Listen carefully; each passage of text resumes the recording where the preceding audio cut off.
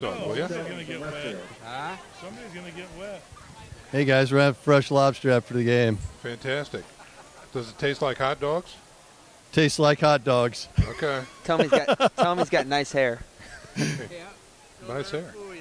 We got a new guy up in the booth, Matt Geely. The first time I've been able to do this kind of more complete understanding or view of your body. One of the things that's really important about this is that it's kind of legitimizing us as athletes. Parkview Sports Medicine. Game on. It's the comets. Comets falling from the sky. Comets falling from the sky. Comets falling from the sky. Comets falling from the sky. Comets falling from the sky. Comets falling from the sky. Comets falling from the sky. Comets falling from the sky.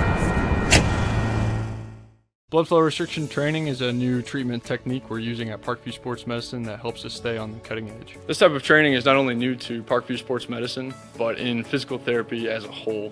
And it's really gaining popularity because it solves one of the fundamental problems that we see in therapy. We have a lot of patients who we can't put a lot of stress through their injured tissue, but we still want them to get stronger and still want them to gain muscle size. Blood flow restriction training uses a specialized piece of equipment, a blood flow restriction cuff that fits around the upper portion of an arm or a leg.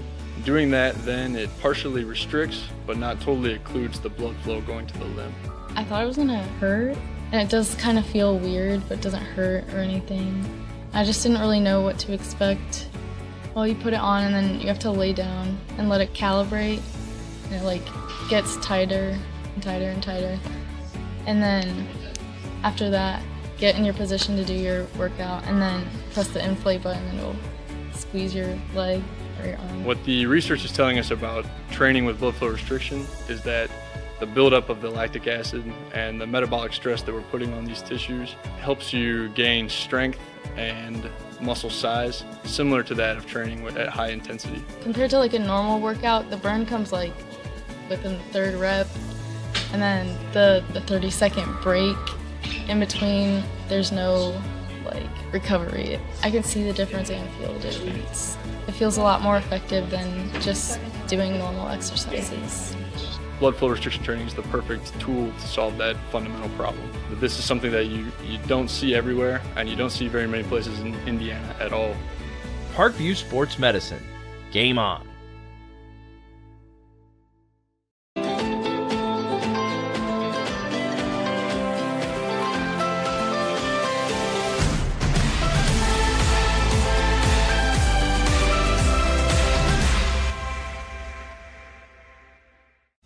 Parkview Sports Medicine is an integrated sports medicine team. I mean, I always had my family behind me, I always had my team behind me, but to have staff that wanted the best for me and to get me feeling better the quickest was really reassuring. Parkview Sports Medicine. Game on.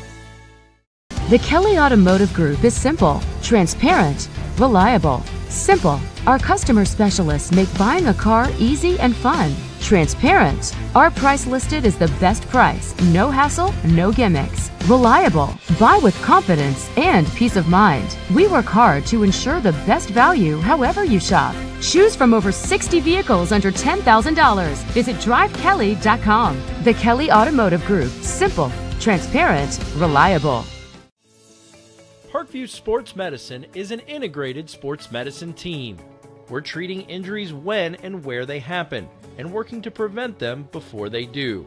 We believe the best care is coordinated care, helping ensure you get the individualized services you need every step of the way, offering innovative treatment techniques to get you or the athlete you love back in play. Reaching higher, pushing further. Parkview Sports Medicine. Game on. Get mad about blue. Get mad about your Fort Wayne Mad Ants. When looking for the best basketball action in town, it's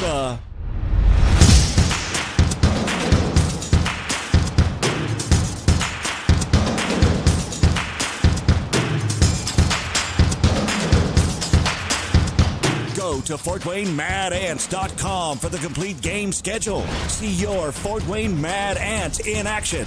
Get mad about blue.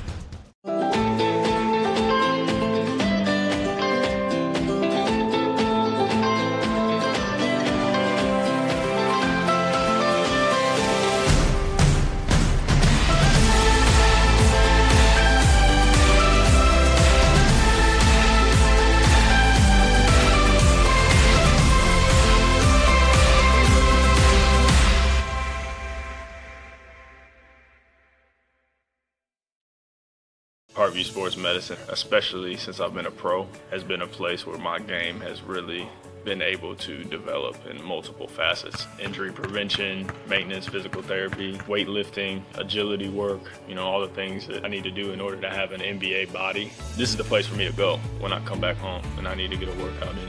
Always welcome me back with open arms. Parkview Sports Medicine. Game on. Both runners are running, play coming home. From the crucial plays to the highlight of the game to the victory celebration, we are there. Summit City Sports isn't just a business, it's a group of companies investing in the youth of Fort Wayne athletics. It's because of Parkview Sports Medicine, because of Kelly Automotive Group, Indiana Wesleyan University, and Big Eye Fish, that we can produce our broadcast viewed by hundreds of thousands in Northeast Indiana and beyond. Support Summit City Sports. Become a sponsor. Join our winning team today. Defensive back number 8, Lincoln Lance. Defensive back number 10, Hunter Luers. Defensive lineman number 17, Carroll Griffin. Defensive back number 23, Ray Bulmer. Defensive end number 29, Ethan Klingler. Defensive line number 32. Thank you very much, Father, for the opening prayer. Ladies and gentlemen, it is opening night here at Bishop Luers. Proud to bring you this broadcast, albeit late. We had a weather situation earlier today that I'm sure most of you had experienced. The monsoon season is upon us here in Fort Wayne, and we had a lot of lightning and thunder here over Bishop Luers High School. The rain has passed. We hear there's more coming, unfortunately. So stay with us for as long as you possibly can. And we'll get this game underway as quickly as possible. But right now, it is the Bishop Luers Knights coming to the sidelines. The Carroll Chargers are already over on their sidelines. And now let's go down to the field with a new sideline reporter, Eric Pete, who has field condition report. Eric, what do you have for us, sir? Hey, Sean, happy to be here. As you might expect for a day where it was downpouring all day, the field conditions are iffy at best. If you walk around, you can see chunks of the grass up out of the field just from warm-ups, and some water splashing up as the players run by. So I think it's safe to say field conditions will be a factor tonight. As for the coin flip, Luers won the toss. They have deferred to the second half. They will be kicking towards the scoreboard. Sean, we are ready to go. Here we go. Eric Pete, thanks very much for that report there. We're going to ask you to keep your mic on as everyone stands now for the national anthem, and we have an opportunity to listen in. So let's take a listen to our national anthem. Oh, say, can you see by the dawn's early light what so proudly we hailed at the twilight's last gleaming, whose broad stripes and bright stars through the perilous fight o'er the ramparts we watch, where so gallantly streaming, and the rockets red glare, the bombs bursting in air, gave proof through the night that our flag was still there. Oh, say does that star-spangled banner yet wave for the land of the free and the home of the brave. Here we go. It doesn't get much better than that, ladies and gentlemen. It's kickoff time here at Bishop Luers. And before that happens, let's bring in Matt Geely with color commentary here. Matt, game opener here for the Bishop Luers Knights. We see a lot of numbers back, and the Carroll Chargers, always a tough squad. What are your keys for victory tonight for both of these squads? Well, early on in the year, Sean, it's important that both these teams take care of the ball, especially on a wet night here at Luers Field, and also limit the penalties. You can't hurt yourself and kill drives early on. Team who can limit their penalties and limit turnovers has the best chance. On the Knights side of the ball, They're up front. One of the biggest lines we've seen all year. I mean, in history of Luers, averaging 6'2", 268 on the offensive line. And on the other side for Carroll, their wideouts, always known for being solid, and a lot of returning starters, as you said. So it should be exciting. We'll see which one gives and which one comes out with the victory. On the sidelines tonight also is Nick Gray, who's going to have scores and updates from around the league for us tonight. Also look forward to a halftime report from Corey Kitchen, our new color commentator for the Bishop Dwenger Saints, who's keeping an eye on the Saints as they take on the Wayne Generals over at Zollner tonight. That game also delayed for about 10 or 15 minutes past 7 o'clock. So the ceremonial coin toss is going on right now in midfield, and that gives me an opportunity to talk to you about tonight's game sponsor. Very proud to announce our game sponsor tonight is Preferred Auto Group, with 2 state-of-the-art service centers. When you want to buy a car the preferred way, come to Preferred Automotive Group. Very special thanks to Jay Leonard and his crew over at Preferred Auto. Let's talk about the big uglies tonight. As Eric talked about before, Bishop Luers has deferred, and they're going to kick from the south to the north toward the scoreboard. So let's talk about the front 5 there for the Carroll Chargers, Matt, and who you're looking at up front there. So starting at left tackle and working our way across the line, we have Reeve Muncie, a sophomore, and then at left guard we have Kyler Bills, and also a sophomore. At center and a returning starter, Orion Chenery, a junior. At right guard, Xander Hoffman, and rounding out the starting 5, number 77, Kobe Malcolm at right tackle. And we see Kobe Malcolm. He is the big boy up front. He is going to be the right tackle, 6'1", 280-pound senior. When you look at these guys, you already talked about them, Matt, not necessarily a massive front line, 6'1", 246 up front, and they are going to be going against some really nail-chewing guys in the front 3 for Bishop Luers. Who do you have there? Yeah, starting on the outside, the Knights are going to run a 3-4 defense, dropping down one of their linebackers to the edge. But as far as the big 3 up front, it's Will Derrick, who's the only player right now on the line, going both ways. He'll be number 55, a junior. Manning the middle and trying to take up some space is Gabe Hendricks. That's the big boy, 6'2", 337. Look for him to make a lot of plays and spend his time in the backfield. And then to round out the 3, it's Jacob Krager, number 88, a junior, who also will be playing some tight end. Yeah, so Krager is really, we were talking before the broadcast here, he is an up-and-coming player and really shows a lot of moxie. So we're going to keep an eye on number 88 tonight here. So, all right, here we go. It looks to be Carter Drake, number 29. Check that. Number 22, John John, I'm going to get the correct spelling. Number 22 for the Bishop Luers Knight. Mac, you can help me out I can help you with that. It's Podjolinski. Here's the kick. Sorry about that, folks. It's a wet kick. Leaves a little rooster tail, taken by the up man near the middle of the line, looking for some room through the middle. Gets a nice push forward, north of the 30, out to about the 37-yard line. And that's where the Carroll Chargers will take over on offense. They are led by their field quarterback, number 11, Gavin Vogt. Longtime quarterback. You remember last year, Gavin actually moved out to a receiver position to be on the field. He is that good of an athlete. And let's see what he does right here. He is number 11. He's a 6'2", 200-pound senior, and he will start out in the shotgun with a single setback. Twin receivers to the right, one to the left. And now we've got a whistle, and we need to start the play clock. Going to wind the clock and reset here. The single setback is number 42, Rhett Saylor, right behind the quarterback. Also a senior. Here's a snap. Good handoff to the tailback through the middle. He finds some room, gets stuck in the secondary, but gets out to about the 44-yard line before he is stopped. Nice tackle there by number 20 of the Knights, Ramon Anderson, as Saylor is able to get to the second level before coming into contact with any Knights, as he hit that hole really hard there. Really hard, yeah. About an 8-yard gain.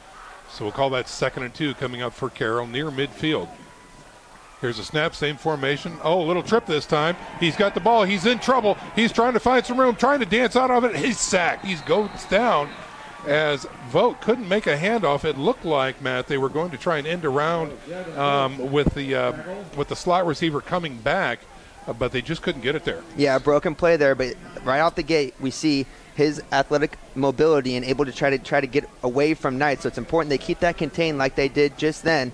to make the play, as we can already see that field turning muddy real quick. That's right. So about a loss of 4 or 5 there. Brings up 3rd and long now for Carroll on their first drive. 3rd down 8 for Chargers. Ball resting just shy of the 40 at the 39. High snap, but he's got it corralled. Tries to get out now. He's going to the left side. He's got to tuck it and run. He's going for the stick. He's got the stick. And he gets tackled on the flats on the left side of the field, past the midfield stripe into Bishop Luers territory. That's a first down for the Chargers. Big gain there for the Charles as Kamari Harris comes up with the tackle for Luers. That's a name we're going to hear a lot tonight, as he had 141 tackles for the Knights last year. One of the returning studs on this defensive end, but not in time as Carroll gets the first time. That's right. So they move the chains. First down. Their first of the night for the Chargers. Ball now at the 48-yard line of Bishop Luers. Here's a snap, read option, and he's hitting the backfield, the tailback, as he tries to make the corner. Great penetration that time by Bishop Luers, and that's going to result in a loss in the play. There's Jacob Krager making the play for the Knights at the defensive end position, able to set the edge, get to the outside, and beat the running back to the spot for a nice 2-yard loss for the Knights. 2-yard loss, just shy of the midfield stripe there. Brings up 2nd and 12 for Carroll. 2 wideouts to the left side. He looks to throw, looks left, guns it, tipped, and incomplete. Knocked away right that time by Cam Child. No, scratch that. Looking to see the defensive back there. Looks like it was number 6 for the Knights, which is Joe Derrick. And Cam Childers is number 6 for Carroll, so that's why I got that one. Okay. Joe Derrick, a junior for the Knights, plays a little bit of running back and a little bit of defensive back. So you see a lot of these skill position players for the Knights go both ways and kind of mix and match in both sets. So Vogt's first pass attempt was knocked away, so incompletion there. It brings up 3rd and a long 12. He's back to pass again, looking right, guns it down the field. Long ball, he's got separation. It is caught, and he is downed inside the 20-yard line. Caught there by Cameron Childers, a name that we know good and well here around Luers Field, as he was a member of this Luers team just last year, transferring over from Carroll, and now he goes back to Carroll and makes a nice play. That he does. They're inside the red zone here on a critical 3rd down conversion. 1st and 10 for Carroll as they check the play and wind the clock. Check that field position. The ball is on the 13-yard line, and they are threatening. Wide formation, single setback. Oh, we had some movement. That's going to be called back. That's going to be illegal motion against the Carroll Chargers. I think Nathan Hara, number 2, started a little too soon. So that'll move him back to the 18 with the first penalty of the night here on the Carroll Chargers. Looks like Carroll's about to run a little read option there once again, given the opportunity for the quarterback to keep it and get in the hole or hand it off to the tailback, something that we're probably going to see in the run game quite often tonight, as both players are good at running. Same formation, twins right and left, single setback. Here's a snap. Give it to the quarterback decides to run it. He's got some room around the left side. Tries to get a stiff arm in, gets his legs taken out from underneath him, and he is down, but not after he gained a good 5, maybe 6 yards on the far side of the field. Another nice play there by Joe Derrick to come up and make the play for the Knights, as we saw both defensive ends really shoot up the field for Luers, leaving an open hole there to the left side and a mid-gain for Carroll. That is going to bring up a 2nd and 6 maybe from the 10-yard line. Already the 9th play of the drive here for the Chargers, as they're marching right down the field thanks to that big chunk. Yeah, impressive start. Little bobble snap that time. He's hitting the backfield, and he is going down. Jack Sweeney's got him, and he is stuffed. Loss on the play. Jack Sweeney comes in to give that defensive line a little bit of a break. We're going to see him mostly on the offensive end playing left tackle, but he comes in and makes an impact right away for the Knights. Nice play there by Sweeney. Sweeney checks in at 6'5", 286, and that was a critical play. That's going to bring up a 3rd and 12. It's about a 6-yard loss on that one, maybe more. As Carroll back to the line of scrimmage. 4 wideouts, 2 on each side, and a single setback. Mud everywhere. Those white jerseys are not white anymore. Play action. Looks to throw. Guns it over the middle. And it is caught in the end zone. Touchdown. Carroll caps it. Cam did it, number 6, with a big touchdown catch right there. And that is going to cap a nice drive, the opening drive, for the Carroll Chargers with a touchdown throw. The 2 exclamation point plays there for the Chargers on the drive was Camden Childers with 2 really nice catches for the Chargers as they go 10 plays right down the field and a nice 3rd down conversion to get the touchdown for the Chargers. It's about a 13-yard throw and catch that time. And now they line up for the PAT. Here's a snap, the hold, the kick. All 3 are good. 7-0 is your score as we go down to the sidelines and check in with Eric Pete. Hey guys, I don't know if you noticed there, but on that drive, the 3 biggest plays by Carroll all coming on 3rd down. Yeah. Both the first play to extend the drive after the initial series, then the long throw down the field, and then the touchdown. All 3rd down conversions. If these Knights cannot start getting some stops on 3rd down, it could be a very long night for Luers. Boy, that's a great observation. We're going to find out after this break. Eric, ladies and gentlemen, stick around. We're back in 30 seconds. You're listening to high school football here on Redeemer Radio 106.3 FM. Runners are running, play coming home. From the crucial plays to the highlight of the game to the victory celebration, we are there. Summit City Sports isn't just a business. It's a group of companies investing in the youth of Fort Wayne athletics. It's because of Parkview Sports Medicine, because of Kelly Automotive Group, Indiana Wesleyan University, and Big Eye Fish that we can produce our broadcast viewed by hundreds of thousands in Northeast Indiana and beyond. Support Summit City Sports. Become a sponsor. Join our winning team today. The score is 7-0. They took their opening drive, drove it down the field on some critical pass receptions and 3rd down conversions, and they made it stick. So here they come with the kickoff. Trevor Horton will be the kicker for Carroll as the ball falls off the tee. They'll be kicking from the 40. They're kicking left to right on your radio dial. Back to return for the Knights is Justin Gaston, Jordan Presley, and Jay McJohnson will be the 3 to handle the ball here on the kickoff. After the kick, we'll check in with Nick Gray, who's got some early updates from around the area. The ball is reset. Neon Nation showing up in green on the far side of the field in the student section. And here comes the kick.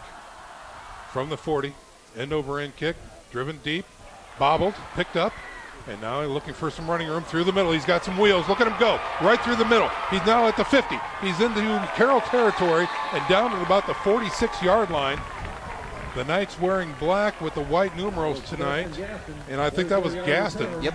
Imagine that, fastest man on the field with a tremendous, looks to be about a 47-yard return there for Gaston. Well, Sean, it's our first new look at this new offensive coordinator and his offense as Coach Stansky takes over up top above us as the OC. He'll be calling the plays down to Carson Bradley. He'll be the signal caller. We're going to have to talk fast because I hear this is going to be pretty fast-paced. Yeah, a high-speed offense as they come out with Norman Kanapke, the 6'3", 181-pound senior quarterback with an empty backfield. He's got trips to the left and 2 wide right. Kanapke alone in the backfield. It's a good snap. He looks to throw. There's a quick hitter. He's got him. Now going across the field and looking for some room. Sheds 2 tackles. Still on his feet is Jordan Presley. Lined up in the slot. Took a quick hitter on the left side and then turned it up into a very nice gain down to about the 34-yard line of Carroll. Good pass protection up front by the Knights, giving Kanapke plenty of time to throw the ball, and then Presley making a couple defenders miss as he made the catch. Good start here for the Knights offense as they now look to the sideline to get their next play. Josh Dippold in the slot as well out there. Now the single setback is Presley. He's going to wind up to the right of Kanapke, who's in the shotgun. Here's a snap on 1st and 10. Give to Presley through the middle, dances through, gets to the linebacker core, gets down to about the 30-yard line. Look for Presley to be the feature back of the Knights all night long, as he showed last year that he can really become the focal point of this offense. A 1,000-yard rusher a season ago, looking to add to that this year. Gain of 5 that time for Presley down to the 30-yard line. First quarter action, Carroll 7, Bishop Luers 0, but driving. Same formation this time. Oh, we've got movement, and the flag comes out. The play is blown dead. Now would be a great opportunity to check in with Nick Gray on the sidelines with some updates. Nick, are you with us? I am, guys. Hey, guess what? Bishop Dwenger scores real quick against Wayne. They're leading and went for a 2-point conversion. They're leading 8-0, and that was an O'Keefe to Eifert hookup. Snyder's beaten Northside 13-0. The Northrop Homestead game is delayed even further, so they've cleared the stadium there. So I have a feeling we're going to see a lot of that this evening, hopefully elsewhere and not here. Back up to you. 2nd and 10 now after the penalty is walked off. Here is a play-action throw into the slot. It is caught, and that should be enough for a first down. Catch that time made by, I think it was number 3, was it not? J.Mick Johnson makes the reception for the Knights. A nice job coming over the middle on a little bit of a quick slant after the play-action pass. Once again, Knapke has plenty of time back there to look across the field and find the open man as the Knights start to drive once again. Okay, they need to move the markers. I see a first down, but he's at the wrong place. So looks like we're moving him now. There we go. Okay, good. So that was enough for a Knights first down. And now the sticks move in the right direction. And again, that offense is right back up to the line. No huddle. Raring to go. Man in motion across. Here's a quick pitch. No, here's a give to Presley through the middle. And he gets through, and he is taken down in the linebacker area inside the 20.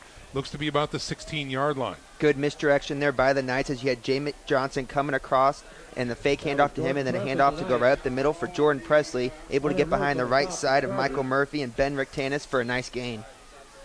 Krager checks in. He's going to be a wing back on the left side. Presley in the backfield with Knapke from the shotgun. 2nd and 3 now. Here's a snap. Again, give to Presley through the middle. Follows his blocks. Has the first down. Shooting for the end zone on the far side. And he is down inside the 5-yard line. Or close to it.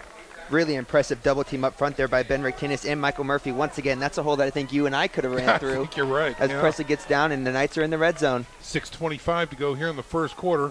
1st and goal for the Knights. Push through the middle. It's Presley. Touchdown. There it is. Knights answer. Just that easy for the Bishop Luers Knights. A great return, set up a short field, and the offense comes in and takes over. A little bit of a mix between the run and pass there by Luers to go down the field as they could always count on that run up the middle all the way as they push it in there for a nice 7-play drive. Now, this will be interesting, too, because in previous years we've seen Peyton Howe come out onto the field at this point and be pretty automatic. And now the job falls to Carter Drake, number 29. Here's a snap, the hold, the kick. All three are good. We are knotted up at 7s with 6:17 to go here in the first quarter. We're going to step out for a 30-second break. You're listening to SAC Football here on Redeemer Radio, 106.3 FM. Runners are running, play coming home. From the crucial plays to the highlight of the game to the victory celebration, we are there. Summit City Sports isn't just a business. It's a group of companies investing in the youth of Fort Wayne athletics. It's because of Parkview Sports Medicine, because of Kelly Automotive Group, Indiana Wesleyan University, and Big Eye Fish, that we can produce our broadcast viewed by hundreds of thousands in Northeast Indiana and beyond. Support Summit City Sports. Become a sponsor. Join our winning team today. That instills in each student dignity, respect, and responsibility. Catch the Lure spirit at www.bishoplures.org. So these two SAC heavyweights are trading blows right now. It started with Carroll, who took the opening drive down for a nice touchdown drive, capped off by big third down conversions. And now Bishop Luers answers with a nice drive. Started with a great return by Justin Gaston. Well, these Gastons over the years, I get confused. Yep, I played with one, and there was one ahead of me, too. Yeah. That's a family of football players, that's for sure. And fast ones. And here's the kick. A little short this time, over on the far side of the field. Dancing and trying to find some room. Is the kick return that specialist that time. Trying to get a number, and it's tough. Again, the field conditions out here, the field is already in terrible shape. Yeah, and those jerseys are getting muddy, and those numbers are getting a little bit more blurry. But I do know that was Johnny Sewell on the tackle, and a really nice open field tackle for him for the Knights on the special teams as the Carroll offense heads back out on the field to start their second drive. They are led by Gavin Vogt. Showed a lot of composure on that last drive. He is a senior quarterback, returning starter. He's got a single setback, and Rhett Saylor behind him from the shotgun. Here's a snap. He looks to throw. No, he tucks it and runs. Design play. Tries to get outside. Can't get far. as he is contained and taken down after a gain. The senior Allen Jackson with the tackle for the Knights. That's another name we're going to hear a lot on this Luers defense. He had 124 tackles last year. Does a nice job shedding the blocker there and stopping the quarterback on that design run. Gain of 3 that time for the quarterback on the ground. Brings up 2nd and 7. From the shotgun, here's a snap. Looks to throw, checks off, dumps it off into the flats, and I believe it was incomplete. Incomplete? Yep. So no catch that time. Good pressure there up the middle by number 21 of the Knights, Kamari Harris. As that was the first time I've really seen Carroll's quarterback really have to kind of check down and look to another way, and you saw with that wet ball he had a little trouble getting a good grip on it. Yeah, Ryan Norfleet was the intended receiver that time for Carroll, and he just could not come up with it. So that is Vogt running 50% now on his passes for the day. Here comes a blitz through the middle. He checks out of it, runs to the left, fires. He's got a man, and a flag is coming out. That will be pass interference. That number 5 is not Dom Easley. I know that. No, it's not. That's Braden Cowherd, who was on the coverage there for the Knights. He's going to get pinched on that one. Clearly grabbed the jersey that time. And that will be marched off against the Bishop Luers Knights. Knights tried something a little different there on 3rd down, trying to get off the field as they went with a little backside pressure, sending Nick Berkmeyer on a blitz off the left end as he almost got to the quarterback. He was slowed up a little bit by a nice pickup there by Kyler Bills. So another huge 3rd down conversion that time, albeit by penalty, but still it keeps the drive alive for Carroll. We've got 5:28 remaining here in the first quarter. We are knotted up at 7s. Carroll is just past the 50-yard line, and the ball is now inches into Bishop Luers territory. Well, now it's placed at the 49 almost exactly. 1st and 10 for the Chargers. 2 men in the backfield with the quarterback offset. And here's a play action. He looks to throw, going deep across the middle. He's got nobody there, and Gaston goes for it and cannot make it. No flags on the play. The receiver that time, Childers, was just outthrown, Matt. Yeah, we've seen that play before as the Chargers went to the well one more time looking for Cameron Childers. But this time, really nice coverage there by Justin Gaston. A little bit of speed back there for the Knights, able to stay in front of him as the ball was overthrown by both guys. Yeah. So they burn the 1st down. Brings up 2nd and 10 now from the 49 of Bishop Luers. Single setback as Vogt looks over his offense. Here's a snap, little read option. He decides to take it himself, goes to the left side, won't find anything. He finds a brick wall. And that brick wall is Jacob Krager off the edge again for the Knights. I'm telling you, he doesn't look like your stereotypical defensive end, but I saw it in practice. There's just a little bit of a streak of nastiness in him, and he's able to find his way in that backfield quite often. And he did it fine that time. He checks in at 6'1", 189, but he plays a lot bigger than that as Gabe Hendricks makes his way off the field right now. That's going to be a loss of 1 on the play. Brings up 3rd and 11 from the 50 for Carroll. Got the snap. He's got pressure. He's going to have to tuck it. He runs. He's got some room in the middle. Backside, he's hit. Hit again and pancake down after a nice gain. Vogt showing a lot of really good vision out there as finding the way to get north and south. Yeah, really good by him to be able to tuck that, knowing that he wasn't going to be able to find anybody fast enough and getting some yards. It looks like Carroll's still going to punt here. And on the other side for the Knights, they did a good job that time in the linebacker core, staying home and trying to keep him contained. Precisely. Eric talked about it. They need to stuff him on 3rd down, and that time they did. So here comes the punt team for Carroll. Looks like Gaston back to return for the Knights. He's standing at about the 10-yard line. Here is the kick. Nice. Ooh, beautiful punt that time by Carroll. Gaston, he's got the ball, goes to the edge, looking for a block, tries to outrun him. He's got legs, still on his feet, puts his shoulder down, and gets knocked out of bounds at about the 30-yard line. Gaston is just known for making something out of nothing, as it looked like there's 5 white jerseys there waiting for him to corral him as he's able to get to the outside and get some yards for the Knights as they'll start their drive. Let's check in with Eric Pete. Hey, guys, something really interesting to watch tonight out of Luers. You look at a guy like Justin Gaston. He is playing offense as an effective weapon. He is a return man, and he is their top defensive back. He has got to be in peak physical shape to do what he does. And, in fact, as good as he is on offense, it sounds like he's even better on defense as a defensive back, often drawing the assignment of the toughest receiver of the opponent. There you go. Here comes the Bishop Luers offense, led by Norman Kanapke.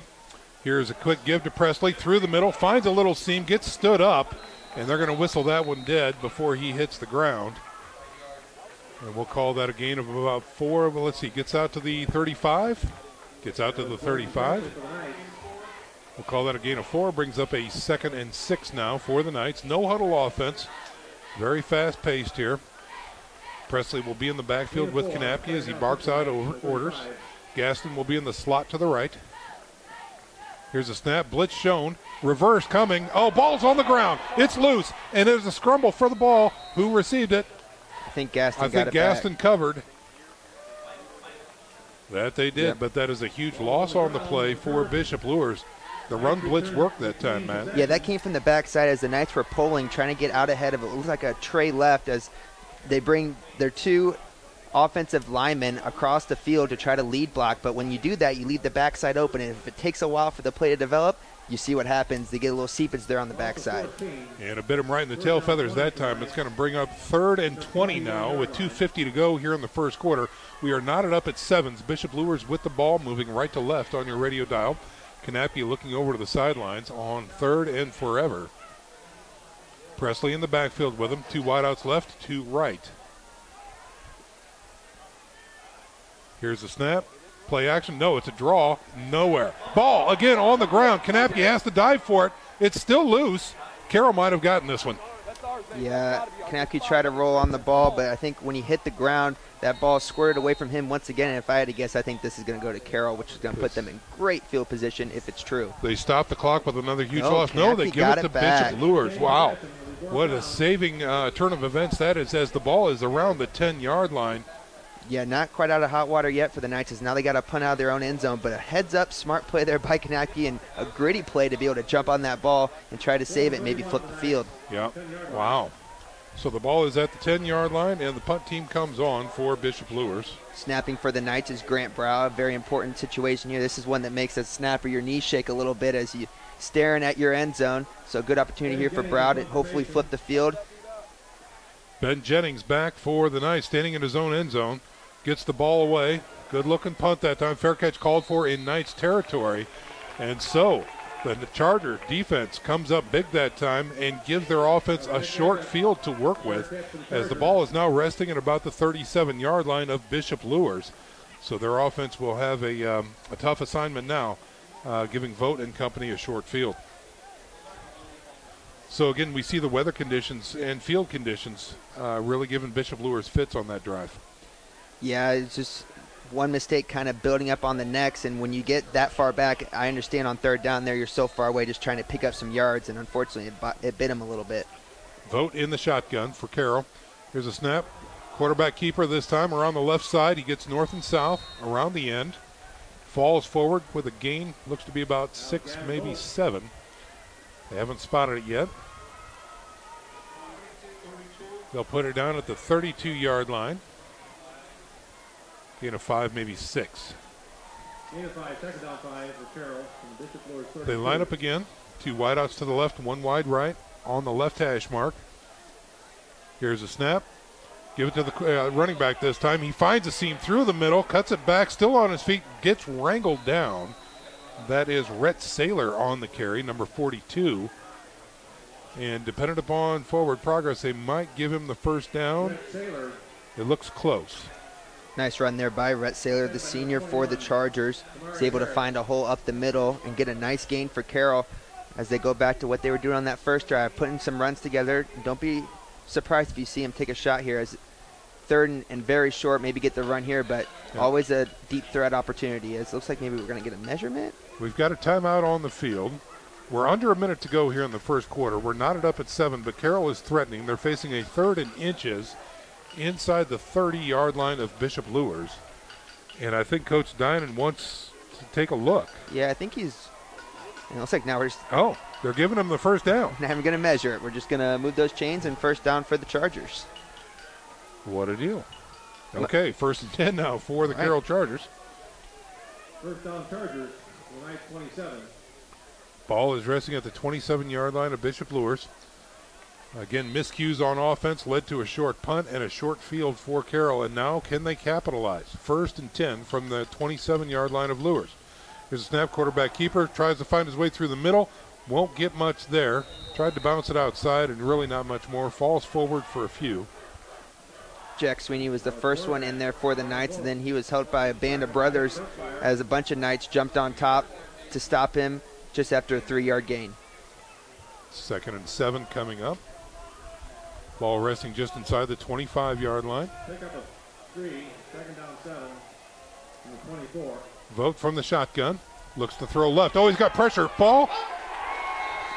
Sacked. And we've got a late flag. A flag. I don't know if he got a piece of the face mask or the back of the jersey, but looks like we're going to have a little bit of discussion as that flag was thrown right where the tackle was made in the backfield. It's a nice play there by Nick Burkmeyer to come in on the blitz. He came untouched and was on the quarterback right when he caught the ball. Burkmeyer, number 24, veteran of the squad right there. He's a junior, has seen lots of playing time, though.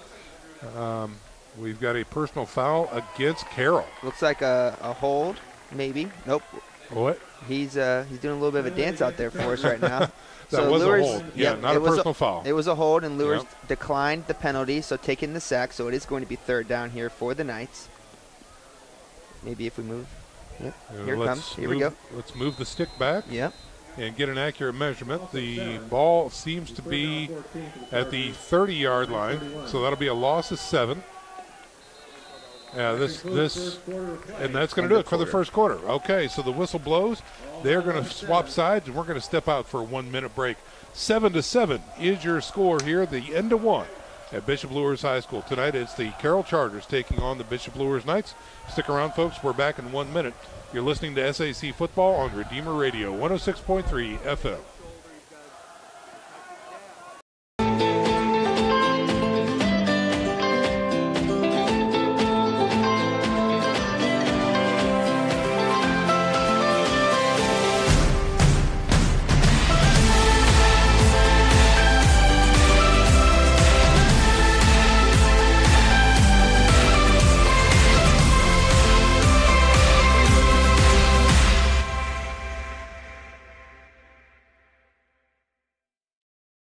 Parkview Sports Medicine, especially since I've been a pro, has been a place where my game has really been able to develop in multiple facets. Injury prevention, maintenance, physical therapy, weightlifting, agility work, all the things that I need to do in order to have an NBA body. This is the place for me to go when I come back home and I need to get a workout in. Always welcome me back with open arms. Parkview Sports Medicine.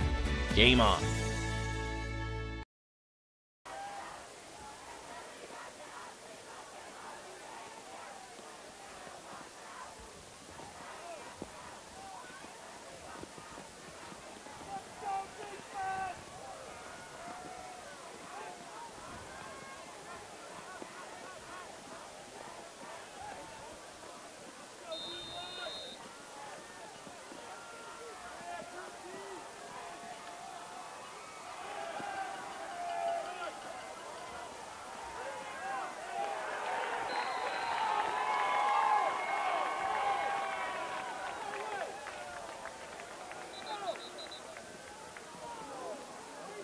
There's a flag on the play.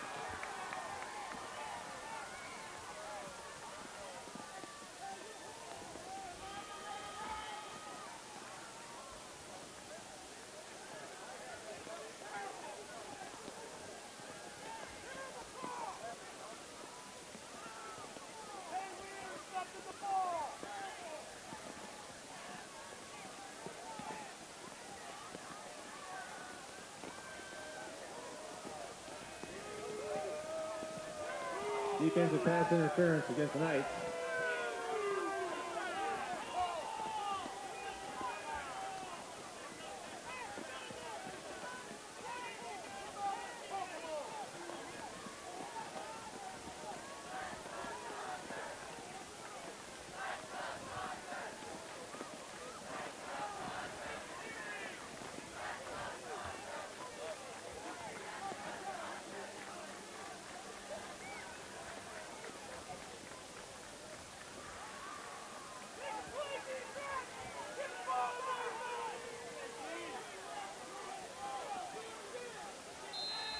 First down Chargers in the Knights 14.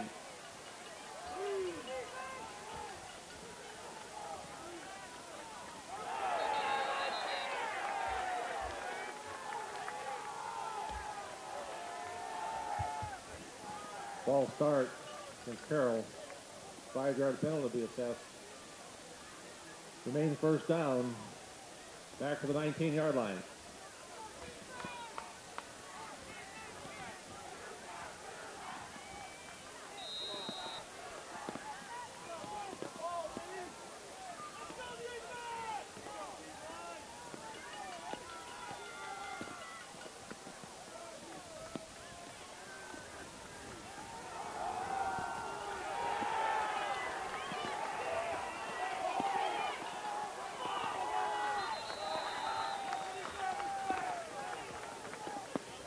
Game right there as everybody was just slipping off him. I saw 6 different Knights have a chance to get him, and they finally are able to wrap him down and for another loss as they're going to be second and long. Second and quite long right now for the Carroll Chargers. We'll talk second and 15. No, it has not been updated yet.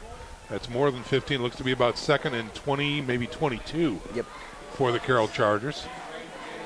And the rain is really now coming down, straight down. And here comes Vogt on second and forever. He looks to throw, looking left. Here's a quick dump pass, and he's got it to the running back. He does get north and south, gets knocked down at the 20-yard line by a host of Knights. That's Rhett Saylor on the reception. Kamari Harris on the tackle for the Knights, able to shed the block of the lineman who came out on the screen pass. Carroll trying to throw a short ball as it's going to be near impossible to throw in this kind of torrential downpour. Third and long here. Important just to take care of the ball and see if you can maybe get a chunk a different way. Yep. Sam Garrettson checks in alongside Gabe Hendricks. So you look at Garrettson, 6'6", and Hendricks 6'2", and a lot of beef up front there for Bishop Luers on third and critical. Here's a rollout to the right. He looks to throw. He looks to throw. He's got some time. Backside pressure coming. He tucks it and runs, and he gets some yardage, but not nearly enough, I think.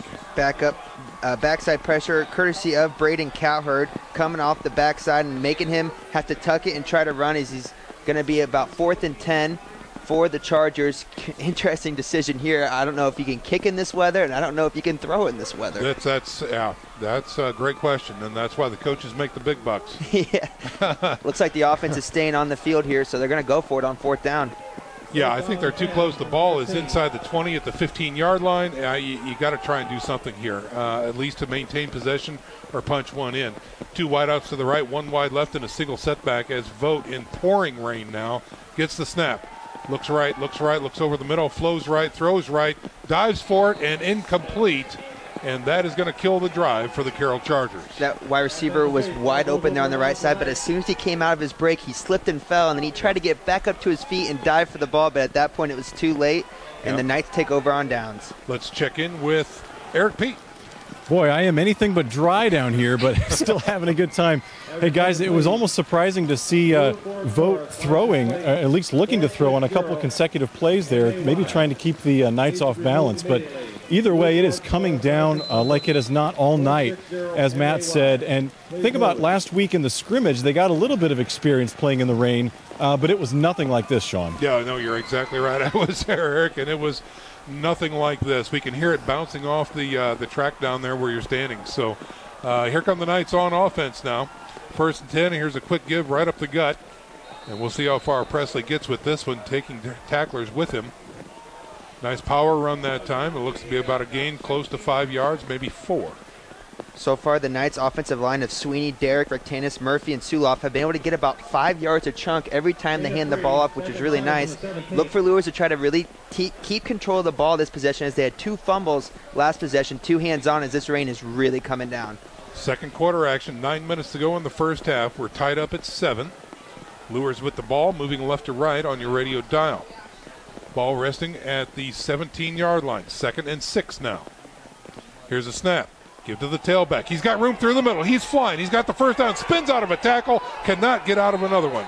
Tremendous run by Presley right there First down and more, out to the 35. This is something that we saw at Jordan Presley last year so often in these wet and muddy games. It looks like he's the only one on the field who doesn't seem to matter as far as keeping his footing and staying on his feet. Nice run there to spin off and gain some extra yards. Look for him to get a heavy workload here as this rain is coming down. That's right. 1st and 10 from their own 35. Presley in the backfield. Kanapke with the shotgun. And here's a give to Presley again, looking for that room. Stretch play. Gets out to the 40-yard line, gain close to 5. So again, they start left, and he just starts to look for the holes that open up down there, Matt. And he's slow to get up. He's hurting a little bit here. Look for him to need to sub out. He's got a little bit of a limp. He's able to jog off on his own power, but that's a tough blow for the Knights as Presley looks to be a little bit gimpy on the play as number 7, Josh Dipple, is going to come in relief for him. Well, now wait a minute. Why not? Because he started to make his way out, but he came back. And now there's some confusion and a timeout by the Bishop Luers Knights. All right, so again, we're going to check on player personnel and the substitutions there and make sure the Knights have all the players they want and when they want them. But it gives us a reminder to let you know about one of our game sponsors, H&L Electric. They're your full-service electrical contractor. From commercial and industrial to residential, H&L Electric can handle the smallest to the largest of projects for your business or residence. Call Pete Henry at H&L Electric. While we've got some time, we'll check in with Nick Gray. Well, guys, it's really raining out here. I can't believe it, but barely able to read my paper. Bishop Dwenger is really off to a great start this season. They're up on Wayne 22-0 with just about a minute left to go in the first half. Snyder's still leading Northside at Snyder 13-0. The Northrop Homestead game now is projected to start at 8:30. So a lot of different crazy things going on tonight. New Haven had to travel up to South Bend, and they're losing to South Bend Riley right now 12-0. Leo's beating Woodland at the half 6-0, and then Cherubusco over at Whitco. Cherubusco's leading that one 21-0. Back up to you guys. All righty, thanks very much.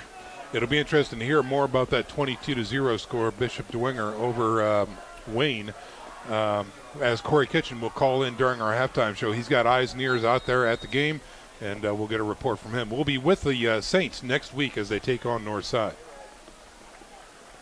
On 2nd and 5, here's Bishop Luers. Here's a give to Gaston. End around, finds a seam, slips a little bit, but he does have enough for the first down out to about the 48-yard line. Another one of those pull plays for the Knights as you saw Big Jack Sweeney and Will Derrick coming around, leading the charge for Luers as Gaston, a little bit of a change of pace back for the Knights. He's got a little bit more speed, a little less power, able to get to the outside edge and get the first down. That's 5 straight runs for Luers as they try to march down the field behind those big uglies. That's it. 1st and 10 from the 48-yard line. Presley back on the field. He's going to be in the slot on the right side. Gaston, the lone setback with Kanapke, the quarterback. Here's a snap. Give to Gaston through the middle. Finds the room again. Gets to the linebacker core and taken down. And he's going to gain a nice 5-yard into Carroll territory at their 48. Good sign there to see Presley back out on the field for the Knights. Only needing one play off to kind of regroup and get back out there as he's going to be next to Norman Kanapke in the backfield. We haven't seen Kanapke have to throw much, but he's doing a good job kind of being the field general and getting the play in and getting it to all the guys. Manage the game, like you talked about before, Matt, at the beginning of the contest. Keep a hold of the ball and manage the game. Do things right. Here's a quick give as Presley breaks out of the first one, gets around to the edge, gets north and south, and knocked out of bounds near the 40-yard line. Knights continue to have success on the outside running the ball, that time courtesy of Nate Moore on the wideout, making a nice downfield block, able to help spring the Knights forward for another first down as this drive continues. That's right. It looks like Nate Moore. Again, he checks in at 6 foot, 148 pounds. He plays bigger than that. That was a bigger block than that. Yeah, he was able to kind of stay in front of his man. It's hard on the outside not to hold, but he does a good job of kind of shuffling his feet and making the block.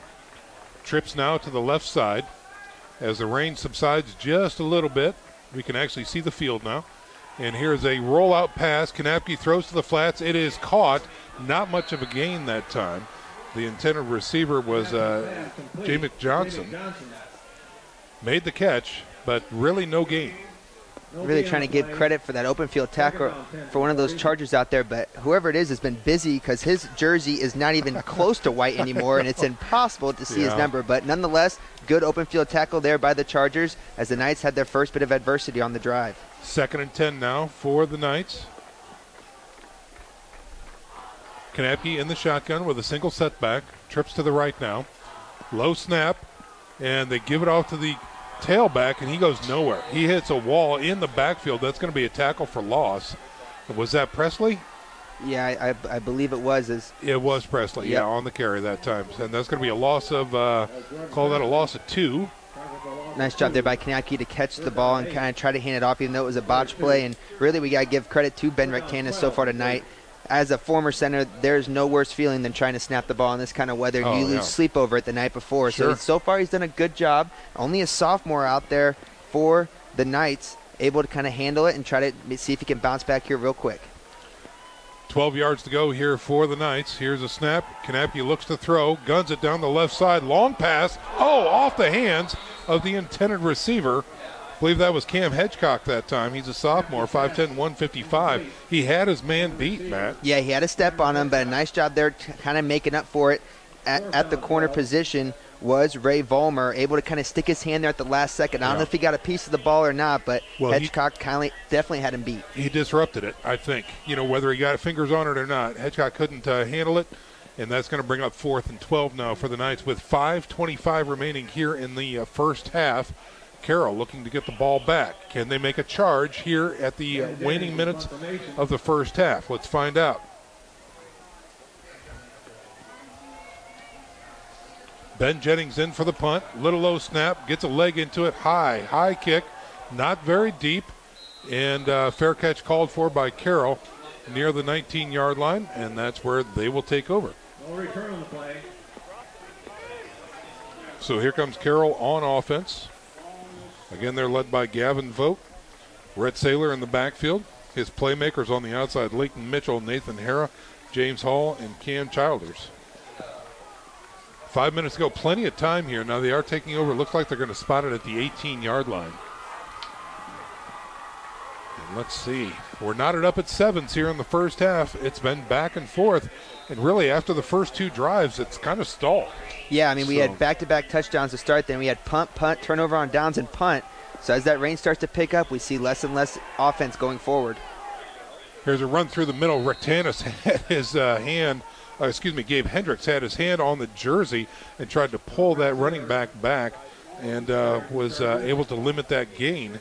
But still a nice one there. Gain of about 6, bringing up 2nd and 4 now for the Carroll Chargers. Gain of 6, 2nd down 4, from 23. Here they are lined up, no huddle offense. Luers showed blitz, but then backed off. Here's a quick hitch pattern out to the flats on the right side. It is caught and will be enough for a first down out to the 30-yard line, 31. Nice catch there by number 2, Nathan Hara. Call that a gain of 6 or 7. Yeah, good little curl out there by the Chargers as they're able to find some success through the air. As that rain starts to lighten up a little bit, they can get back to their style of offense, spreading it out and kind of throwing it around. 4:28 remaining here in the first half. Here's a quarterback draw, tries to get outside, nothing there, nothing in the middle, and he's going to be pancaked and brought down that time by a host of Knights. Yeah, nice job there on the defensive end by Kamari Harris. The Knights have done a good job so far of trying to stop that design QB draw that we've seen quite a few times here from Carroll, as now they're going to be faced with another 2nd and long. Yeah, that's a loss of 1 on the play, bringing up 2nd and 11. Loss of 1, 2nd down 11. Ball back at the 30, 31-yard line, right in the middle. Carroll taking their time now, checking their wrists. On 2nd and long, quarterback has a single setback with him, and it's going to be a quarterback keeper around the left side. We got a flag coming out.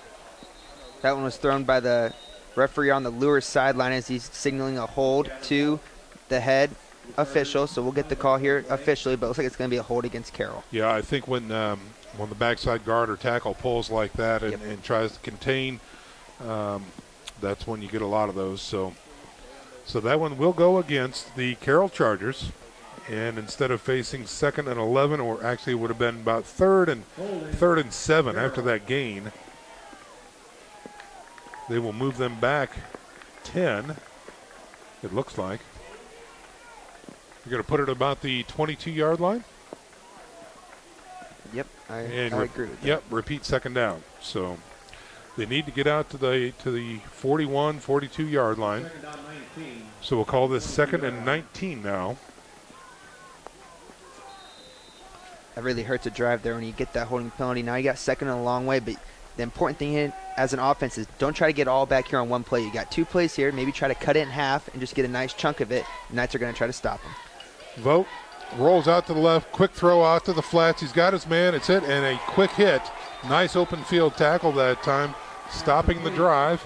Yep, nice play there by Justin Gaston, able to come up and make the tackle for the Knights. Excuse me, not Justin Gaston. That's Joe Derrick out there. Joe Derrick, number 6. Yeah, number 6, not number 1. Derrick, nice job. He gave up a little space there, but he knew the down and distance. You can give up a little bit of a cushion there. You just got to make the tackle. That's right. Yep. So still 3rd and about, looks to be about 16, maybe 17 here. Here's a snap.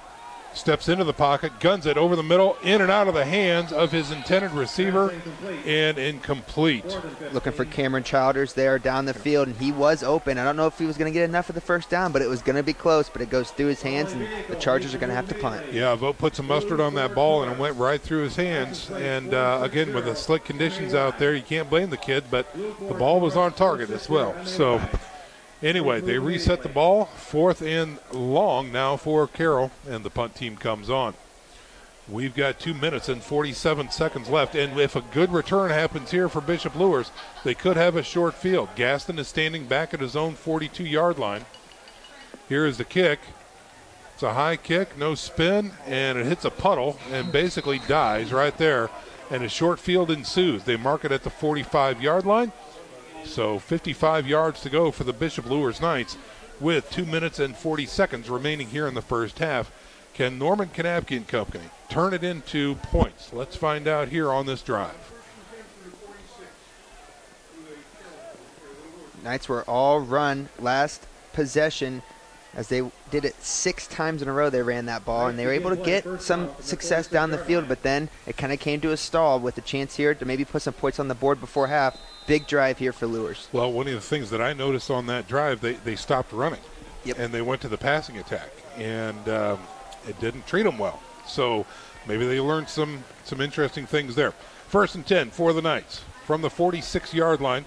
Here's a snap, quick give through the middle. Hard charging, falling forward for a gain of a couple. Looks like Presley underneath that big mess. Yep, Presley tried to go on the right side. Didn't have that much success this time, as he only gets about 2 yards on that carry.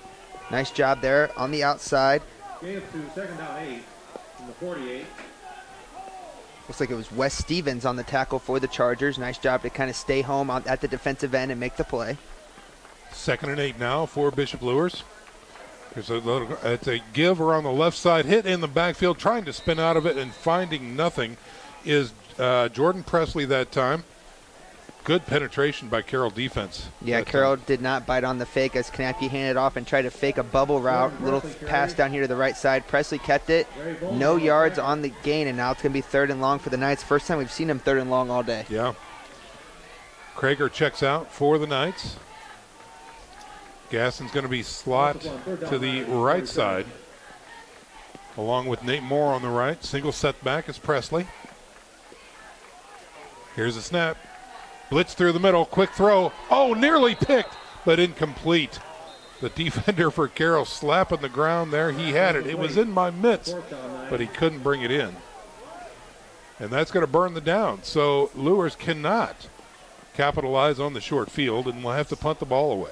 Yeah, that was Wes Stevens who had a chance to make that play. As he read the play correctly, it was trying to be a middle screen there by the Knights, but the entire defensive line of Carroll stayed home and was just sitting back and waiting for it. Kanapke threw it right to him, and it just went right off his hands. Yeah. Guess that's why you play line, right? That's right. All right, on 4th and 8, the punt team comes on for Bishop Luers. And again, that's Ben Jennings. Ben Jennings in punt formation. Number 10.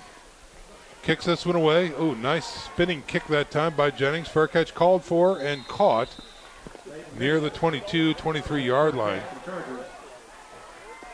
So Carroll will have another opportunity here as Leighton Mitchell, the kick return man, catches it well. 1:21 remaining. 7-7 is your score in the waning moments here of the first half. Again, as Matt had mentioned before, after those first drives, the offenses have stalled. Eric, what do you have down there for us? Well, you're just talking about the first drives, and it almost at this point seems like that's when the game, I don't want to say could be won or lost, but that's really when each of these teams had a good chance to establish control of the game, when all things were equal. And now the weather, I mean, it's looking like we've seen some blue skies out north beyond the scoreboard, so maybe some better conditions for the second half, but this field is just so soaked, you can't imagine how much worse it can get. All right, Eric, thanks very much. Just to note that the press box is dry. Yeah, I'm feeling pretty good in here too, Sean. Here's a quarterback keeper up the middle for Carroll. And will they just be content with grinding out 3 and going into the locker room at this point? Nice job there on the tackle up front. Gabe Hendricks and number 78 for the Knights, Sam Garrettson. Garrettson might see a little bit on offensive line, but mostly a defensive player. 2 big boys there up front, able to kind of plug those holes and try to limit those first down carries. Call that a second and long 7 here coming up for Carroll. Here's a snap. Draw play through the middle. Tries to break it outside. He is sandwiched and brought down quickly. As Saylor that time will run for it. That was Kamari Harris. He came on a blitz on that backside, and once he got into the backfield and figured out the ball carrier wasn't there, he just stopped in his spot and waited for him to come back to him. A nice heads-up play there. That's why he had over 140 tackles last year. You can just tell he's got an instinct for the ball. Gain of 1 brings up a 3rd and 5 for Carroll. 2 men in the backfield with Vogt. High snap and broken play this time. He rolls to the right, throws to the flats. It is caught, and he will have a first down close to the 40-yard line.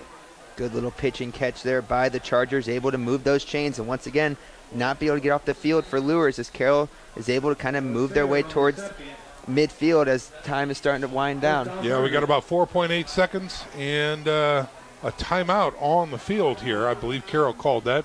So we'll go ahead and step out for a little 30-second break here right before halftime, too. 7-7 is your score.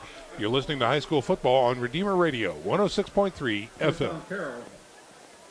Kelly Automotive Group is simple, transparent, reliable. Simple. Our customer specialists make buying a car easy and fun. Transparent. Our price listed is the best price. No hassle, no gimmicks. Reliable. Buy with confidence and peace of mind. We work hard to ensure the best value however you shop. Choose from over 60 vehicles under $10,000. Visit drivekelly.com. The Kelly Automotive Group. Simple, transparent, reliable. Back here, the waning seconds of the first half. It's Bishop Luers 7, Carroll 7 here from Luers High School. The rain continues to come down. More of a, it's more than a sprinkle, but it's not a deluge. Yep. So just a steady rain right now with 4.8 seconds remaining here in the first half. Last play here for Carroll. Let's see if they try to throw one deep or maybe do a little bit of lateral play here. You don't want to give the ball away, but have an opportunity here.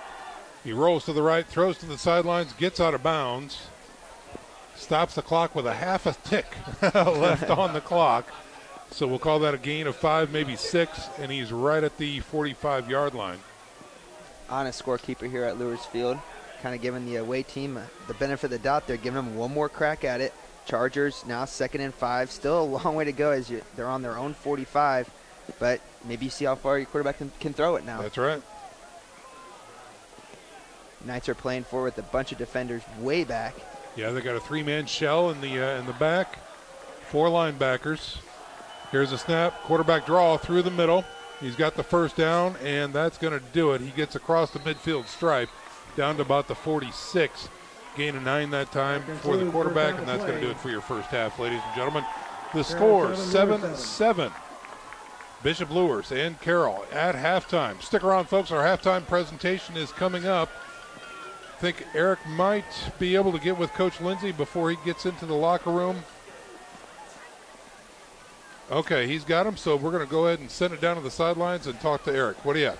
All right, thanks, Sean. Here with Coach Lindsay. Coach, what can you say about the weather? How much is this affecting gameplay the first half? I think both teams would probably put the ball in the air a little bit more. As much as anything, there's a lot of physical football going on right now. So it's fun to see. Ball's been on the ground a couple times on both ends, but no turnover. So, as a head coach, we're glad to see our team securing the ball for the most part, and just glad to see physical football. What do you look to see in the second half out of your guys after weathering not only the weather, but the first half of football this season? Some more physical play. I mean, we can't control the weather. We can't control the playing surface. What we can control is our effort, our energy on the field, and how physical and aggressive we're going to be. And I think if we put together another half like that, especially as our defense settled in there after that first defensive drive, I like our chances. All right, thanks, Coach. Good luck. Thank you. Back to you. All right, Eric, thanks very much for that. Stick around, folks. Our halftime presentation is coming up right after this 1 minute break. Again, 7-7 is your score here from Bishop Luers High School. The Knights taking on the Chargers in their home opener. We're back in 60 seconds, and you're listening to SAC Football on Redeemer Radio, 106.3 FM. First time I've been able to do this kind of more complete understanding or view of your body. One of the things that's really important about this is that it's kind of legitimizing us as athletes. Parkview Sports Medicine. Game on. It's the comets. Comets falling from the sky. Comets falling from the sky. Comets falling from the sky. Comets falling from the sky. Comets falling from the sky. Comets falling from the sky. Comets falling from the sky. Comets falling from the sky. Blood flow restriction training is a new treatment technique we're using at Parkview Sports Medicine that helps us stay on the cutting edge. This type of training is not only new to Parkview Sports Medicine, but in physical therapy as a whole. And it's really gaining popularity because it solves one of the fundamental problems that we see in therapy. We have a lot of patients who we can't put a lot of stress through their injured tissue, but we still want them to get stronger and still want them to gain muscle size. Blood flow restriction training uses a specialized piece of equipment, a blood flow restriction cuff that fits around the upper portion of an arm or a leg. Doing that, then it partially restricts, but not totally occludes the blood flow going to the limb. I thought it was gonna hurt, and it does kind of feel weird, but doesn't hurt or anything. I just didn't really know what to expect. Well, you put it on and then you have to lay down and let it calibrate, and it gets tighter and tighter and tighter. And then after that, get in your position to do your workout, and then press the inflate button and it'll squeeze your leg or your arm. What the research is telling us about training with blood flow restriction is that the buildup of the lactic acid and the metabolic stress that we're putting on these tissues helps you gain strength and muscle size, similar to that of training at high intensity. Compared to a normal workout, the burn comes within the third rep, and then the 30-second break in between, there's no recovery. I can see the difference and feel the difference. It feels a lot more effective than just doing normal exercises. Blood flow restriction training is the perfect tool to solve that fundamental problem. But this is something that you don't see everywhere, and you don't see very many places in Indiana at all. Parkview Sports Medicine. Game on.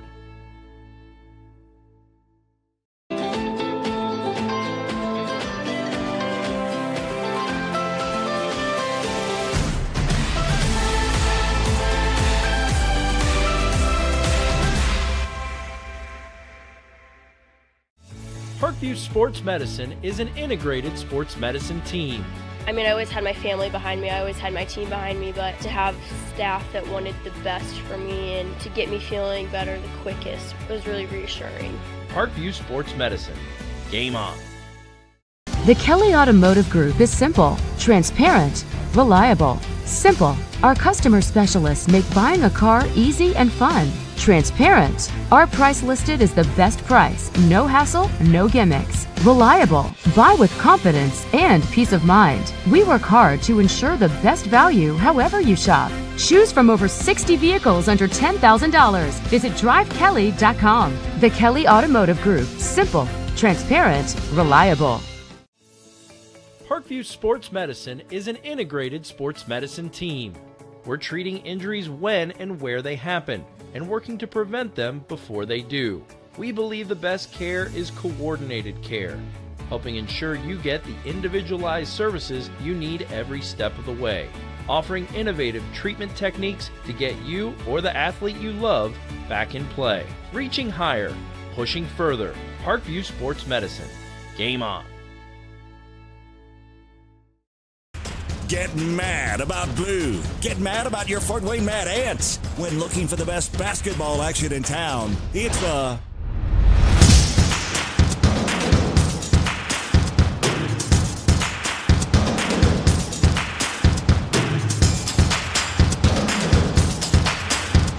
Go to FortWayneMadAnts.com for the complete game schedule. See your Fort Wayne Mad Ants in action. Get mad about blue.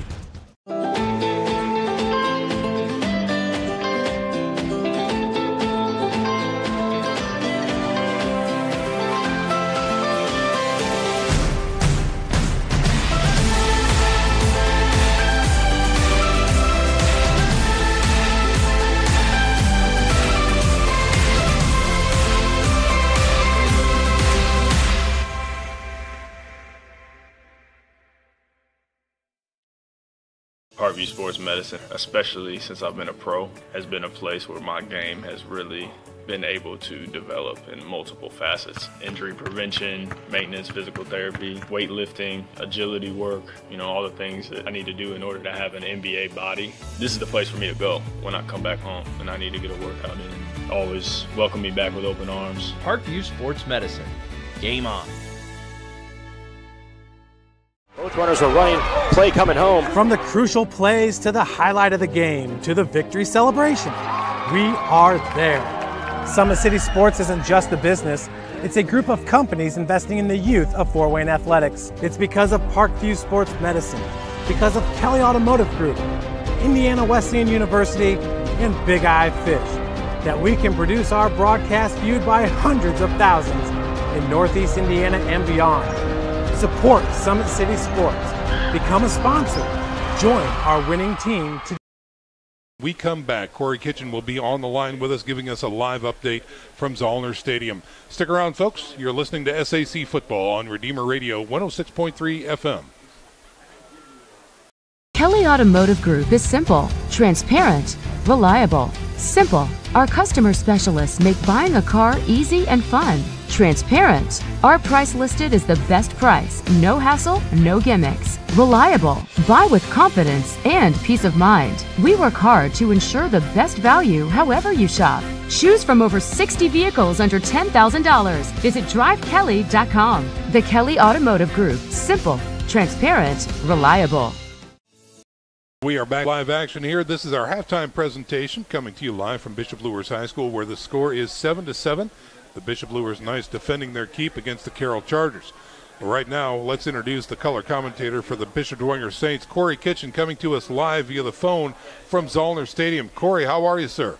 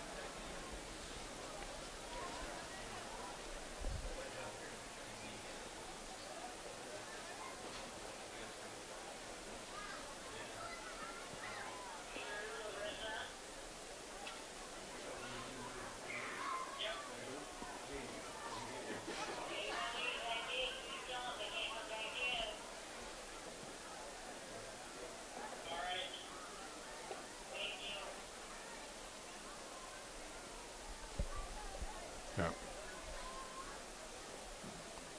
Well, that's a great report, Corey. Thanks very much for that. And you tell Wharton and Watts that that I'm not thinking about them, okay? Okay, good stuff. Corey Kitchen, our color commentator for the Bishop Dwenger Saints. Corey and I will be together next week as the Saints take on the Northside Redskins. Corey, try and stay dry. Take care, brother. You bet. All right, folks. We're going to go ahead and step out for another little 30-second break. When we come back, we will wrap up the halftime report with stats from Matt, compiled by one Charles Robert McBride. And after that, we will talk about what we can expect here in the second half. And Eric Pete should be able to get with Coach Dinan as they hopefully make their way out of the locker room. Was that lightning? I hope it was not. Well, anyway, stick around, and we'll have more coming up after this 30-second break. You're listening to SAC Football on Redeemer Radio, 106.3 FM. Runners are running, play coming home. From the crucial plays to the highlight of the game to the victory celebration, we are there. Summit City Sports isn't just a business, it's a group of companies investing in the youth of Fort Wayne athletics. It's because of Parkview Sports Medicine, because of Kelly Automotive Group, Indiana Wesleyan University, and Big Eye Fish, that we can produce our broadcast viewed by hundreds of thousands in Northeast Indiana and beyond. Support Summit City Sports. Become a sponsor. Join our winning team today. Score, Bishop Luers taking on the Carroll Chargers.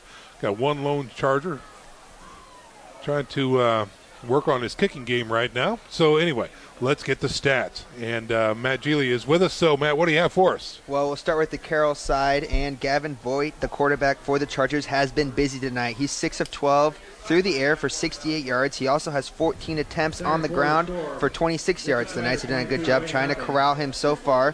For running back, Rhett Saylor, he has 6 attempts for 14 yards and 2 catches for 15 yards. On the outside, it was Cameron Childers with the big plays for the Chargers. He had the touchdown catch and also the big chunk. He has 3 catches for 41 yards on the day. And to round out for Carroll, it's Leighton Mitchell. He has 2 carries for 21 yards. And on the other side for the Knights, Norman Konecki hasn't had to do much through the air. He's 2 of 5 for 23 yards. The main workload has come on Presley and Gaston. First up, Jordan Presley, 1 catch for 13 yards and 12 attempts for 52 yards and the touchdown run. Justin Gaston has done everything, as we mentioned, punt return, kick return, defense, offense. On the offensive side, 5 receptions, 67 yards for Gaston. And Jamek Johnson has 1 catch for 10 yards as well. Back to you, Sean. All right, very good. Ladies and gentlemen, how would you like to own a bank? Notre Dame Federal Credit Union members already do. Convenience, better deals, and great service are already being enjoyed by Fort Wayne area members. The country's largest credit union, Catholic Credit Union, is growing in Fort Wayne. Notre Dame Federal Credit Union, where your bank does.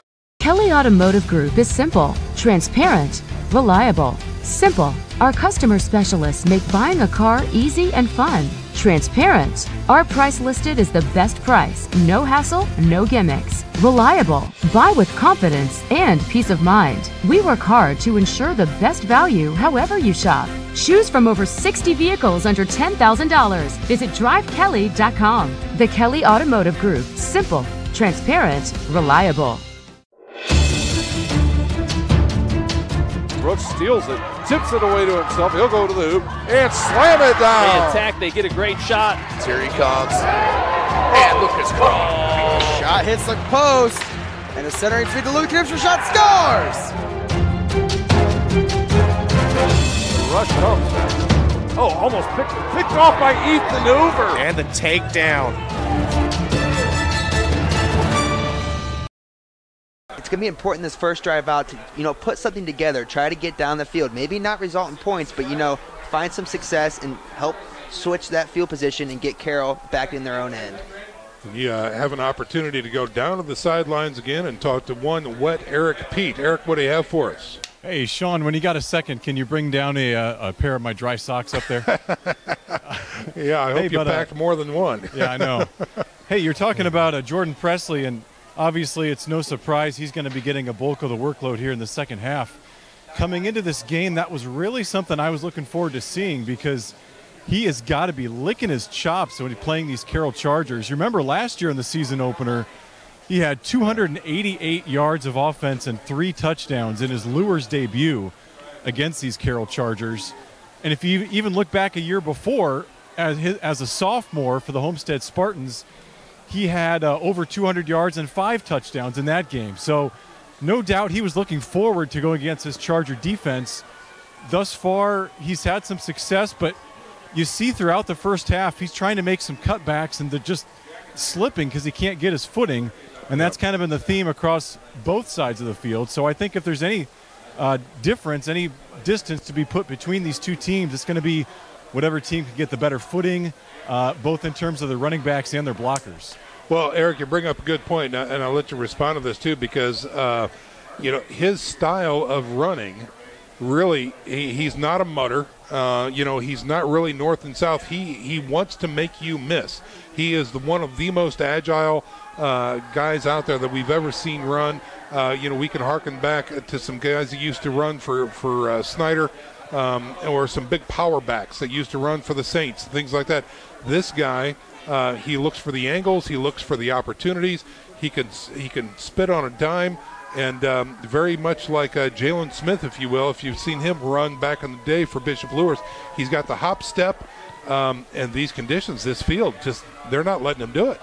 Yeah, boy, I mean, you're right about that. His game is predicated on the ability to have a quick cutback, stopping on a dime, as you said. Yeah. I mean, a number of times last year, how many highlights did he have where he was going one direction, and then all of a sudden he was going another way, and the defense was like, what?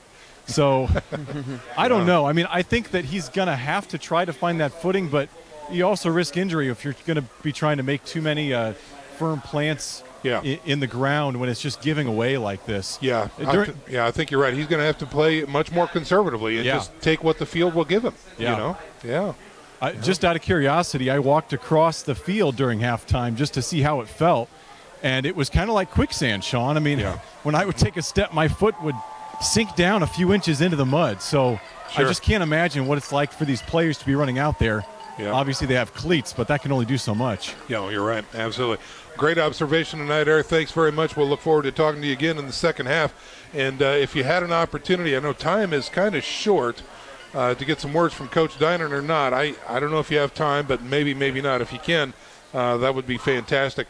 In the interim, folks, I think we've got one more 30-second spot to burn.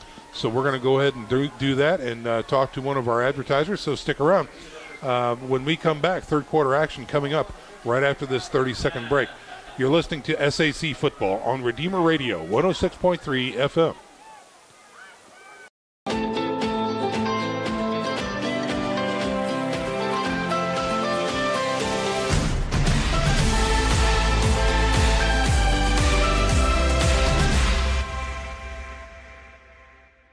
This is the first time I've been able to do this kind of more complete understanding or view of your body. One of the things that's really important about this is that it's kind of legitimizing us as athletes. Parkview Sports Medicine. Game on. Live action here, ladies and gentlemen, from Luers Field right now. Time really doesn't work out for an interview with Coach Dinan, so we apologize about that, but that's okay too. We've got Matt Geely here in the booth, so we can do all the talking we want. Actually, what we're also going to do is check in with Nick Gray down on the sidelines, who's got some scores and updates from around the league. Well, guys, most of the games are heading into the third quarter. Bishop Dwenger is still beating Wayne 22-0, and they've got about 6 minutes left in the third quarter. Concordia is beating Southside 28-0. Snyder's still up on Northside, and that Northside has not scored yet. Snyder's leading that 19-0. Northrop's out at Homestead. That game did not get started till about 8:30, and Northrop scored right away, and they're leading Homestead 7-0. Wow. Adams Central's beating Belmont 21-0. Angola over DeKalb 14-0. Really, that's about it. Leo's up on Woodland 6-0. So we'll keep our eye on the action around the league and into the skies, and keep you updated the rest of the second half. Back up to you guys. All right, thanks very much, Nick. Great update right there. All right, Matt, we heard Coach Lindsay before he went into the locker room. More hard-nosed football. I think the track kind of dictates that the strongest is going to survive here, and whether it's a scheme issue or pulling guards or tackles or just straightforward, I'm going to out-muscle you, I think that's what we're going to kind of look like here in the second half. I don't know your thoughts on that. Yeah, the two words that really stuck out to me that Coach Lindsay said were effort and energy, two things that he says that his team can't control. And, that's been the motto of this team starting from day one, way back in those hot days of two-a-days. Their team motto is be the first, and they're going to try to do that the second half. Always hustling where they go, doing the little things and worrying about the guy across from them. If they can take care of the little things, limit the penalties, we could see the Knights pull away here if they can get some offense going. The Bishop Luers Knights deferred at the opening kickoff, so they will get the ball here shortly to start the second half. The kickoff team for Carroll is on the field. And, folks, we're going to say it right now. We apologize if we get some numbers wrong. I do apologize right away. It is not intentional by any means. But this is really turning into a mud fest right here. And, of course, Bishop Luers wearing the black with the white numerals and the red trim. Not good contrast. I like it. But when they get dirty, man, do they get dirty. Yeah, and on the other side, that all white by the Chargers is now becoming all brown, and that all is brown and very gray. tough to see. Yeah, that's right. So, but we do see the silver helmets out there, and they're looking sharp. Yeah, so, they do. 7-7 is our score as we get ready to kick off the second half of action. Trevor Horton, number 97, in for the kicking responsibilities for the Carroll Chargers. 3 men back deep for the Bishop Luers Knights. Gaston, Presley, and Matt Johnson. Jay McJohnson's the third one on their left side, but squib kick here. Looks like it's going to be Gaston to take it. Here's a low liner on the ground. Gaston changing fields. He's got some room. He tries to make the corner, can't make the cut. Nice open field tackle there. And he is down at just north of the 30-yard line. Lincoln Lance with the tackle there for the Chargers. Nice job to shed the block and not let Gaston get to that outside corner that we all know he really likes to try for. And you look at Gaston, his bat, he is soaking. He is sopping wet right now. All right, just got warm from the locker room, and just like that, you're back out in the cold water. Exactly. Wow. All right, so let's see where they place the ball. Looks to be about the 33-yard line. So 1st and 10 coming up for the Bishop Luers Knights from their own 33-yard line. Again, the field general for the Knights, Norman Kanapke. This is his senior year. Checks in at 6'3", 181. A little taller and a little heavier than last year. Yeah, just shy of 1,500 passing yards last year. He's not going to need to really air it out much tonight, but also 14 touchdowns to see if he can help control the field. They open up with a pass. He's going to go deep over the middle, and he's going to miss the mark that time. Intended receiver was Hedgecock that time, and incomplete to start the third quarter. Hedgecock able to get a step on the defenders once again. That ball just a little bit too far by Kanapke and out of their reach. So now 2nd and 10. I fully expect the Knights to get back to that run game here. Well, and again, I think on first down, passing on first down, when your coaches go in and say, look, the Knights are going to come out running, I like the call. Oh, and you got a dry ball first play. I like it too. Take a low shot. Snap. Here's a give to Presley. Breaks it outside. Has some room. Gets to the sideline. Takes a few shots. Gets to the first down. Knocked out of bounds near the midfield stripe. Hard-nosed run by Gaston that time, taking it all the way up to the 48-yard line, and a first down for the Knights. Stopped by Maxon Green of the Chargers, and that's just a little bit of Jordan Presley, the competitor in him. He easily could have stepped out of bounds there, about 3 yards shy of where he got to, but he's like, you know what, I'm going to cut it up, lower my shoulder, and get a couple extra yards. It's the little things like that that Coach Lindsey's looking for this half. Here come the Knights, already back up to the line of scrimmage. Kanapke in the shotgun with Presley as a setback. 3 men wide right. Now he's going to call it off, looks to the sidelines for some guidance here. And now he steps back into the shotgun, and now we've got a timeout on the field. We've got some confusion on offense, and Coach Lindsey burns a timeout. All right, so interesting there. Yeah, if start the third quarter. If I had to guess what happened there is they had the play. Kanapke got to the line. He saw the defense and knew right away that this is not the play we should be running. So he looked one more time to the sideline at the signal caller. That's Carson Bradley, the quarterback's coach, who's getting the play from up top above us, Coach Jeff Stansky, the offensive coordinator. And, you know, it's just taking a lot of time, and you got timeouts. Might as well use them. It's a little early, but, hey, you'd rather be on the same page with everybody and not make a big mistake. Ladies and gentlemen, the St. Felix Catholic Center in Huntington, Indiana offers one-day and overnight retreats with over 70 rooms. Be sure to visit Our Lady in her grotto and walk the 30 scenic acres. St. Felix is the former home of Blessed Solanus Casey. You can visit their website at sfcatholiccenter.com to schedule your next meeting or retreat. So the Bishop Luers timeout is over. 2 remaining in this half. This is third quarter action. 7-7 is your score with 11:16 to go in the quarter. Looks like that same formation. Trips right, 1 left, and a single setback. Kanapke in the shotgun. Here's a snap. He looks to throw on first down. Going deep over the middle. And he's got him. It is caught. Gaston comes up with it big time. Inside the 30, down to the 25-yard line. Looks like all 3 verticals on that right side as the Knights decide to take a play and take a shot deep out of that timeout. And here comes that no-huddle quick offense. Nice catch, Gaston. Twins right and left. Single setback. Kanapke in the shotgun. They're waiting for the sticks to be set. Just shows you how fast they're moving. Yeah. He looks over again at the sidelines now just to be sure. As Coach Lindsey takes his headset off and on. I don't know if he likes the communications going on here. And now The Knights really are taking their time. Down to 8 seconds. He gets back in the shotgun. 5 seconds. Here's a snap. And it's going to be a draw around the left side. That's Presley. He finds the cut, breaks it outside, still on his feet, goes down with a splash near the 15.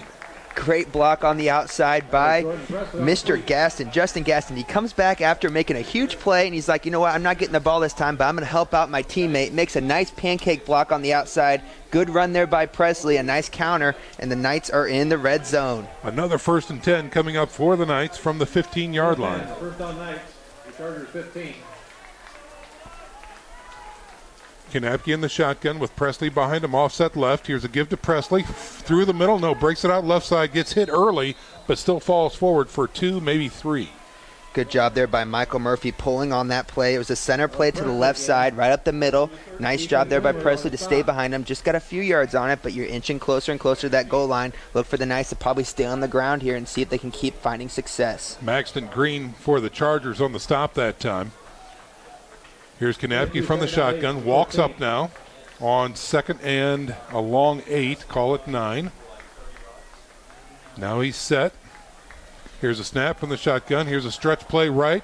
Presley, he slips down, cannot make the cut. Again, Eric talked about it. That's his form of running, and the field is not cooperating tonight. And that might be a loss of 1, as he wasn't able to get anywhere near that. And that brings up a critical 3rd and 9 now for the Bishop Luers Knights. One of the first times we've seen Presley stopped in the backfield tonight, and that time it was courtesy of the turf. As you see, he does, for those listening at home, to try to describe his running style, it's short and choppy steps, trying to make quick cuts, and this time it just didn't work with the cleats. 3rd and long for the Knights. The ball is on the 14-yard line of Carroll. Inside the red zone are the Knights. Man swaps over to the left side wing. Now man in motion. Right to left, they fake it to him, play action. Here's Presley in the outside.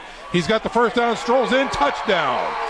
Bishop Luers on a 14-yard throw by Kanapke out of the backfield to Presley, who released around the right side, and an easy score for number 2. Brilliant play design there by Coach Stansky and the Knights, as Presley was left completely alone because everybody was watching the handoff, and when that play action happened, that little screen pass on the right, it was Presley and just daylight ahead of him, and the Knights take the lead. Well, and how often has Bishop Luers run a jet sweep to Gaston, right? I mean, and so there it was. You got to watch Gaston as he's coming in motion. And every linebacker did that philosophy, and it burned him this time. The kick, it's up and good. Bishop Luers in the 3rd quarter takes a lead 14-7 over the Carroll Chargers. We'll step out for a 30-second break. You're listening to SAC Football on Redeemer Radio 106.3 FM. Runners are running, play coming home. From the crucial plays to the highlight of the game to the victory celebration, we are there. Summit City Sports isn't just a business.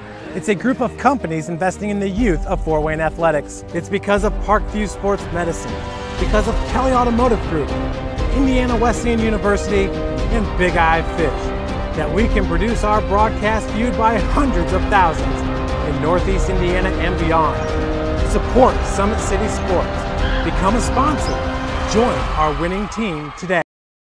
Carroll Chargers on a pretty backside throw from Kanapke to Presley, who ran it in from the 14-yard line, vaulting them up to a 14-7 lead over the Carroll Chargers here in the 3rd quarter. That was their opening drive, and they made it work. Had a nice return, good field management there. Passing on first down would seem to be effective. And, of course, Gaston with that nice connection over the middle gets them into the red zone, and then they do the rest. So nice scoring drive that time by Bishop Luers. John Polczewinski kicking off. Polczewinski on the kickoff here. I know I butchered that name, and I probably will all season. We'll get it. We'll From get the it. right hash mark, it's a low kick, and I think his knee touched right when he caught it. His knee was down when he caught it. Tough mistake there, because he probably had another at least 10 yards ahead of him. He had a lane. Yep. So an up back that time on the reception for Carroll. Seen the Knights all night long, not really going for the deep kick on the kickoff. Kind of a low squib to the up backs, trying to keep the ball away from those dangerous Carroll Charger receivers in the back, but they're going to start with pretty good field position here. It looks like it's just on the other side of the 30. Yeah, it looks to be about the 31, 32-yard line here for Carroll. As Gavin Vogt comes out, number 11, quarterback. in the shotgun with a single setback. Good snap. He's got the ball. He's rolling out to the right. Still rolling. He's got pressure. Now he rolls back to the middle, dumps it off. He's got a lane around the left side. He's got the first down or more. Going downfield. He's streaking. He's down the line. He is going in for a score. Can he be touched? He is dropped right at the line. They mark a touchdown. A touchdown for the Carroll Chargers off of a broken play. Yeah, it was a play-action rollout to our side of the field, and everybody was covered. So Vogt does what he does best. He extends the play, rolls back the other side, and is able to find the open man and take it all the way down for a touchdown. A big play by the Knights, and it looks like somebody might be injured on the play. Yeah, on the tackle, maybe on the far side of the field. And that happened on the other side. Man, I didn't even see who that receiver was. I couldn't even tell. Again, it's a muddy gray jersey, so I apologize, listeners. Don't know who that receiver was, but a tremendous play. Let's see, who do you got? Saylor, the back. Okay, so Saylor out of the backfield was the outlet pass. Thank you, Charlie, for that. Good spotter. And he ran it to the house. So, again, from the 32-yard line, a 67-yard throw and reception and touchdown for the Carroll Chargers, and they are right back in it after one play. You know, that makes sense, it being the tailback out of the backfield, because like I said, all the linebackers were rolling to the side of the quarterback, and he was just outside the arm's reach of a couple defensive linemen for the Knights, and when he turned back, he saw Taylor's big chest there just wide open, and then he did the rest from there. Yeah, he had Green Acres in front of him, and he put them to use. Let's check in with Eric Pete. Hey, guys, the injured Knight all the way over on the opposite pylon is Justin Gaston, who made the diving effort right at the goal line. And he is coming up gimpy. He's favoring his right leg. He is walking off the field under his own power, though. But he made a great effort on the play. But, you know, it's one of those plays where he probably wasn't going to get to him anyway. And the Knights cannot afford to lose Justin Gaston at this point. No, I don't know about at any point that they can lose Justin Gaston. But now he's trotting off. So, yeah, I think he might be okay. But Gaston, a key ingredient to the success of the Knights, and showing his speed coming from the far side of the field to track him down and try and get him right there at the line. The PAT is up and good, so we are once again knotted up at 14 here in the third quarter. We have 8 minutes and 37 seconds left here in the third as we step out for a 30-second break. You're listening to SAC Football on Redeemer Radio, 106.3 FM.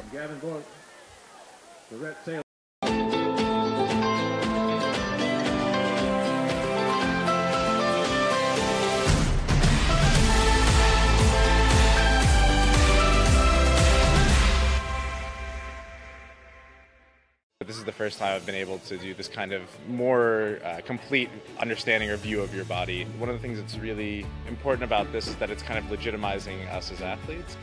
Parkview Sports Medicine. Game on.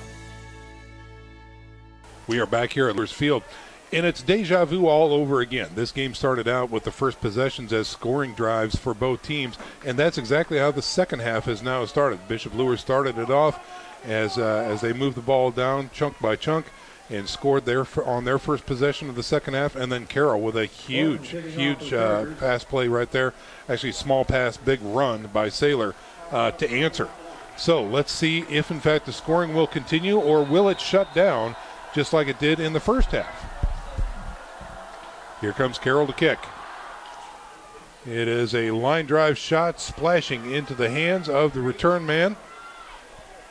Taking it around the right side. That was Jay McJohnson on the return there for the Knights as the offensive line comes out for Luers. And if I'm Luers defensive coordinator, Coach Causey, I'm telling my defense it's two big plays that have hurt us so far today. Two big chunk plays have been the deciding factor. If we can limit those as a defensive unit, the success has been there. And for the Luers offense, it's back to business. Sudden adversity. Score with the score. Let's see if they can do it. And there's Gaston making his way back out onto the field on offense for the Bishop Luers Knights. In the huddle right now are the Knights on 1st and 10. Ball resting at about their own 29-yard line. Going to be an empty backfield here for the... No, Gaston comes back in as a single setback, trips to the left, one wide right, working off the right hash mark. Here's Kanapke in the shotgun. Got protection. Throws it out over the right side. And, in and out of the hands of Nate Moore. Oh, he had a step. He was open, and it was right in his hands, and he couldn't come up with it. We've seen Kanapke kind of miss long on a couple of passes earlier in the game. That one was right on the money as Nate Moore had a step on that defense as the Knights try to take a shot once again on first down in this drive, just off his fingertips. Don't be surprised if we see that play later on in this game. Right. What they've proven is that Moore can get the step. Yep. So, yeah, I could see that happening again. And if Moore can get it, can Gaston get it after he gets some breath? Oh, here's a ball. It's on the ground. Bad snap that time, and I believe Kanapke was able to cover, but that's going to be a loss on the play.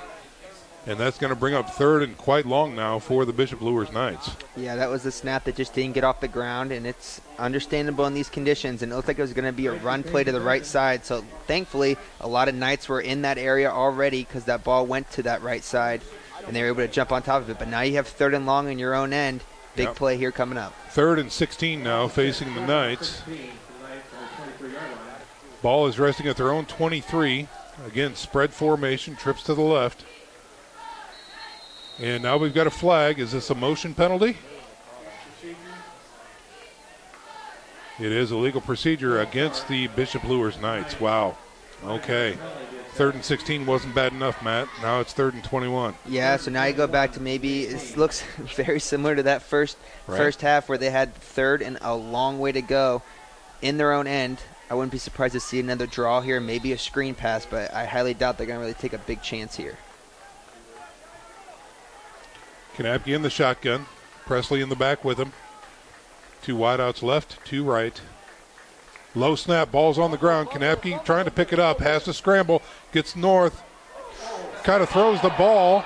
Really bad decision, and somehow Carroll did not come up with it.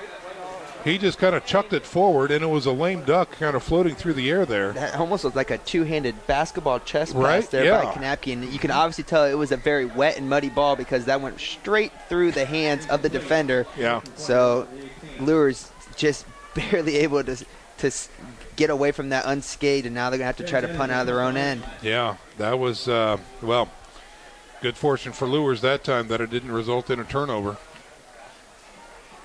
But now the punt team is in, and that's Ben Jennings back there. Again, asking a lot. He's standing at his own 5-yard line. Should launch it from about his own 8. Good snap there by Grant Brow. Yes. And here's a wobbling kick. Oh, it takes a nice Bishop Luers bounce, gets to the 50, and checks up. So a short field coming up for Vogt and company and the Carroll offense. 14-14 is your score midway through the 3rd quarter. And we're broadcasting live from Bishop Luers High School. Now, interestingly enough, Matt, you know, Carroll, the defense comes out and they stuff the Bishop Luers offense. And their offense is coming off of a huge, huge play. And now they've got a short field. Yeah, the momentum is definitely on Carroll's side as they start on the 50, as you said. Maybe another opportunity here with that rain looking like it stopped. It's done the damage to the field, but they're able to get back to that passing attack that has been working so well and giving Vogt an opportunity to extend plays. Let's see if he can keep it up. Vogt in the shotgun, single setback, 2 wideouts to the far side.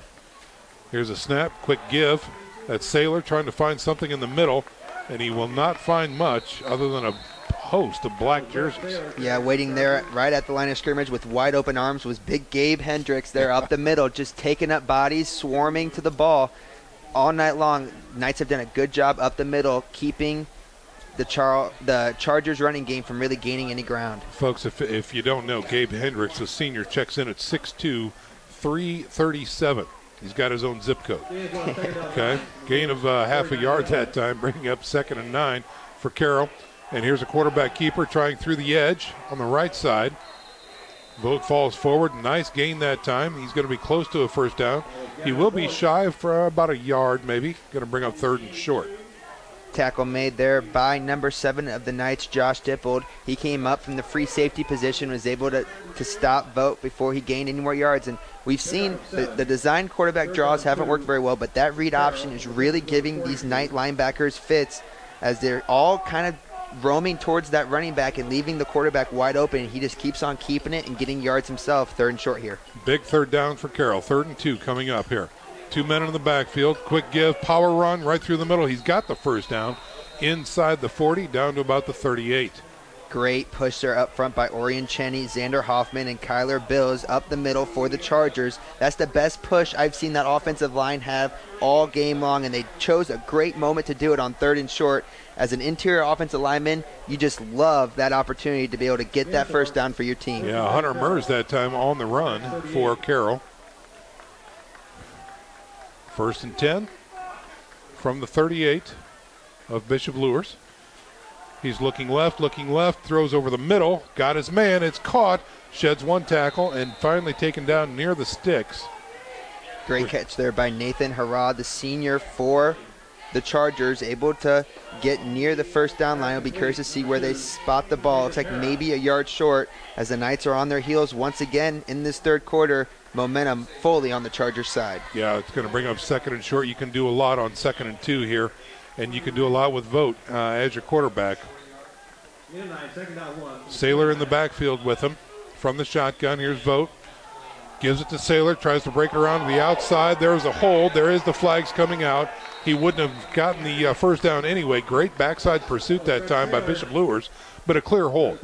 Nice job there on the outside. I believe it was number 21, Kamari Harris, who was the one who got that hold for Luers, able to, absorb the hold. The hold is going to be against the Chargers, but that's going to push them back here, and it was 2nd and short. Big play here for Carroll to try to get back in the right side of the field. And so they will mark that off from the spot of the foul. And it should give them 2nd and more than 10. Yeah, probably 12 or 13, I would say. I'm not a math guy. I don't know about you, That's Sean. all right. Charlie's not helping either. So he's busy trying to get all these vote yards figured out. Yeah. Oh, that's a big penalty, actually. Yeah, that's going to be huge penalty. What, 15 yards? 2nd and 15 now coming up for the Carroll Chargers. Wow. Okay. So the ball is now back at the Bishop Luers 43-yard line. 2nd and 15 for Carroll. Bobbled snap. He's got pressure. Dumps it off into the flats. He's got his man. Does not get hit first. Spins out of another. Gets stuck in the flats and dropped after about a 5, maybe a 6-yard gain. Really big tackle there for the Knights, as that screenplay was designed perfectly, as they had the nice defensive end rushing up the field, and nice job there in the back. I mean, at the linebacker position. I'm pretty sure it was number 34, Alan Jackson, there on the stick. I think you're right. Yeah. As you see Gabe Hendricks jogging off the field for the Knights as they're going to rotate the big guys up front. Gabe got popped pretty good on that play as he didn't see the block coming on that screen, so he's going to take a minute to try to collect himself. 3rd and long. 3rd and 9 coming up for Carroll. Big down. He's got the ball. He's looking to throw. He checks out. Tries to roll out of pressure. He's in trouble. Checking out again. Rolling left. No flags on the holding call. Throws it downfield. He's got his man. It is caught. He's running in. Can he get a touchdown? Yes. Touchdown, Carroll. Once again, Gavin Vogt able to extend the play and make the throw down the field for the Chargers, as he had a little help in the backfield there, but nonetheless takes advantage of it and gets the touchdown. And the Chargers take a commanding lead here in the 3rd quarter. Vogt's field vision, especially downfield, is really tremendous. A lot of poise back there, able to evade the defenders, get open, and find his men downfield, and score 6 again for the Carroll Chargers. PAT coming up for the Chargers here. Mitchell on the reception that time for Carroll. Here's the PAT. Oh, no, it's a bad snap. He's looking to throw it. He's wrapped up and dropped. So only 6 points on the board for Carroll that time. 4:22 remaining here in the 3rd quarter. Your score 20-14 Carroll on top of Bishop Luers. We're stepping out for a 30-second break. You're listening to SAC Football on Redeemer Radio 106.3 FM. Runners are running, play coming home. From the crucial plays to the highlight of the game to the victory celebration, we are there. Summit City Sports isn't just a business. It's a group of companies investing in the youth of Fort Wayne athletics. It's because of Parkview Sports Medicine, because of Kelly Automotive Group, Indiana Wesleyan University, and Big Eye Fish, that we can produce our broadcast viewed by hundreds of thousands in Northeast Indiana and beyond. Support Summit City Sports. Become a sponsor. Join our winning team today. On tap, Gavin Vogt really showing a lot of poise out there in being the field general for the Carroll Chargers. Let's go down to the sidelines. with Eric Pete. Eric, what do you have for us? Well, speaking of poise, Sean, that was a big moment there for Bishop Luers because you look at a team that's kind of on their heels. The Chargers have taken the momentum. They've taken the lead. How would Bishop Luers respond? We saw last year a lot of times when Luers got down, they got down big. So I was looking to see what type of response they would have, and right away they came up with a big-time stop on the two-point conversion, and maybe that's just enough to keep this this Luers spirit going on the sideline. Well, we were talking about it during the break. That could be a very big point right there, Eric, that 1 point that Carroll might be missing. Let's keep an eye out. Here is the worm burner taken by an up back and just covered by Bishop Luers. So no return that time, but the ball is resting at the 35-yard line. So here comes the offense led by Norman Kanapke in pretty good shape here. First and 10 coming up at the 35. Nice opportunity here for Luers to get back to what was working here to end the first half and to start the second half, as they had that nice TD on the Jordan Presley screenplay. Look for them to probably get back to that run game. I don't think they're, last two possessions they've taken a shot deep on first down. Right. I don't expect them to go to that again, but it's been open both times, so we'll see. Right. They break huddle and come to the line. Trips to the right. Single setback is Presley, one wide to the left. Kanapke in the shotgun. Kind of an off-center snap here. Here's a give to Presley. Dancing his way through the middle, goes back to the middle. Somebody got him by a shoestring, and he is downed after a nice gain. More than 5, not as much as 10. Looks to be maybe 7 on the carry.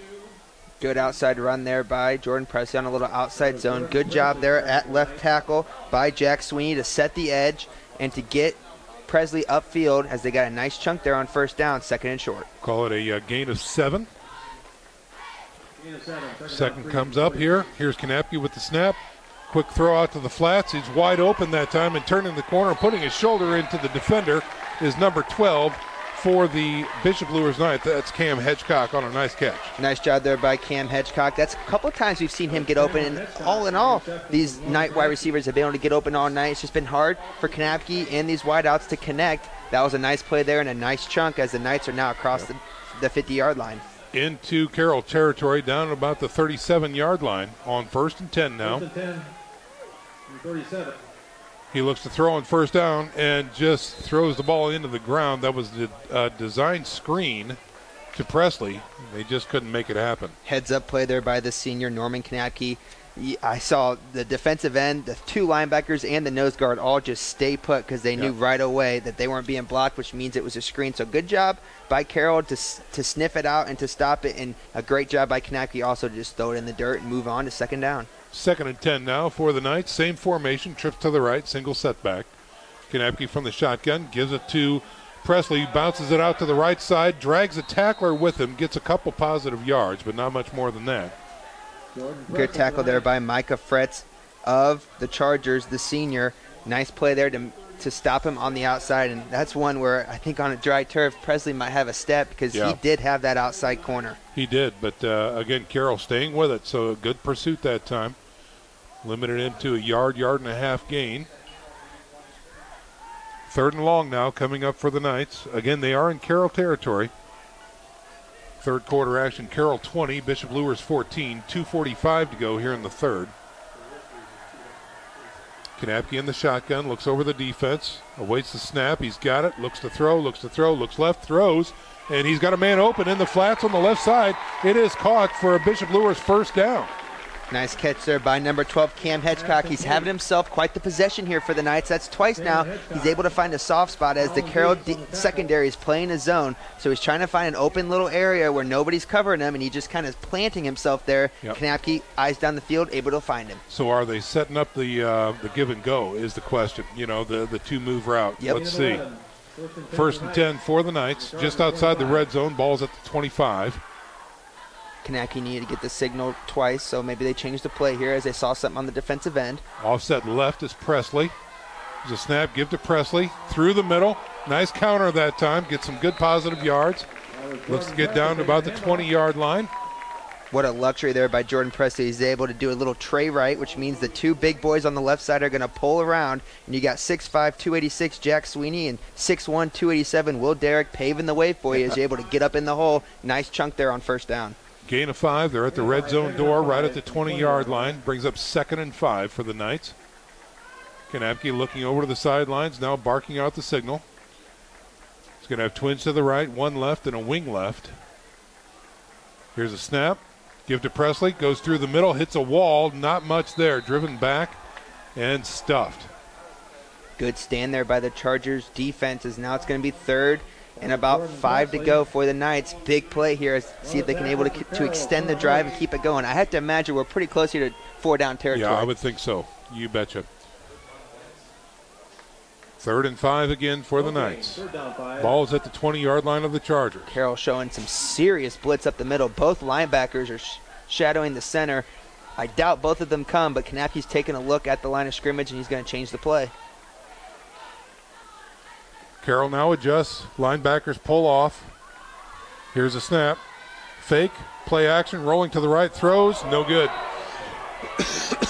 Fans calling for a flag, and no flag on the play.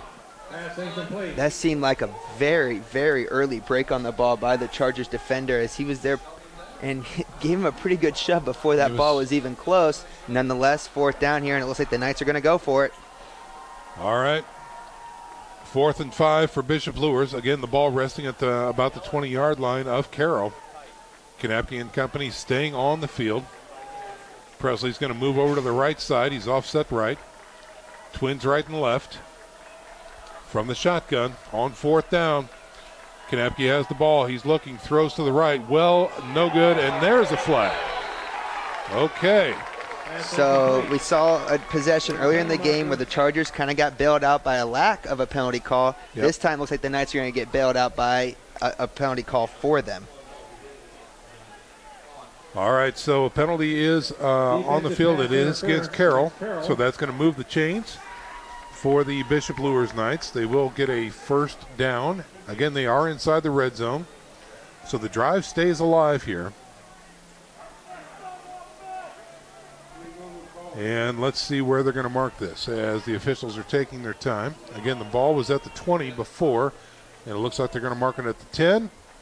And the stick is going to be removed. 1st and goal for the Bishop Luers Knights from the 10-yard line. Let's see what Mr. Presley can do on these drives here. Kanapke with the ball. Here's a hand to Presley, left side, end around.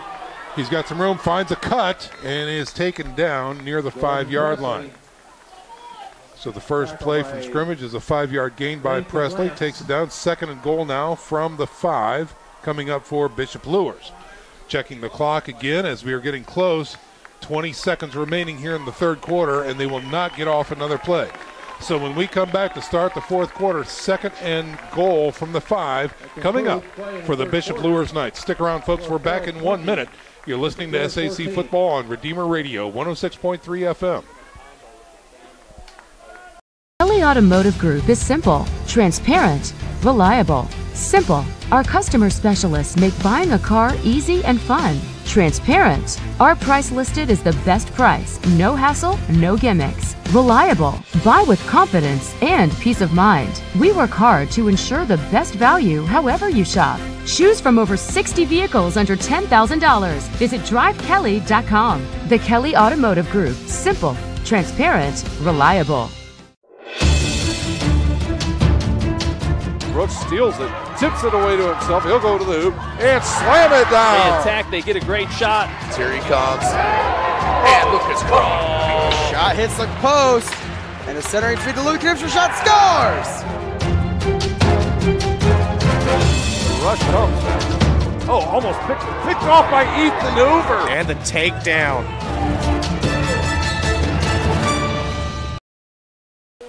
Back to live action here to start the 4th quarter, ladies and gentlemen. This is SAC football and its finest for a home opener here for the Bishop Luers Knights. We've got a real barn burner on our hands.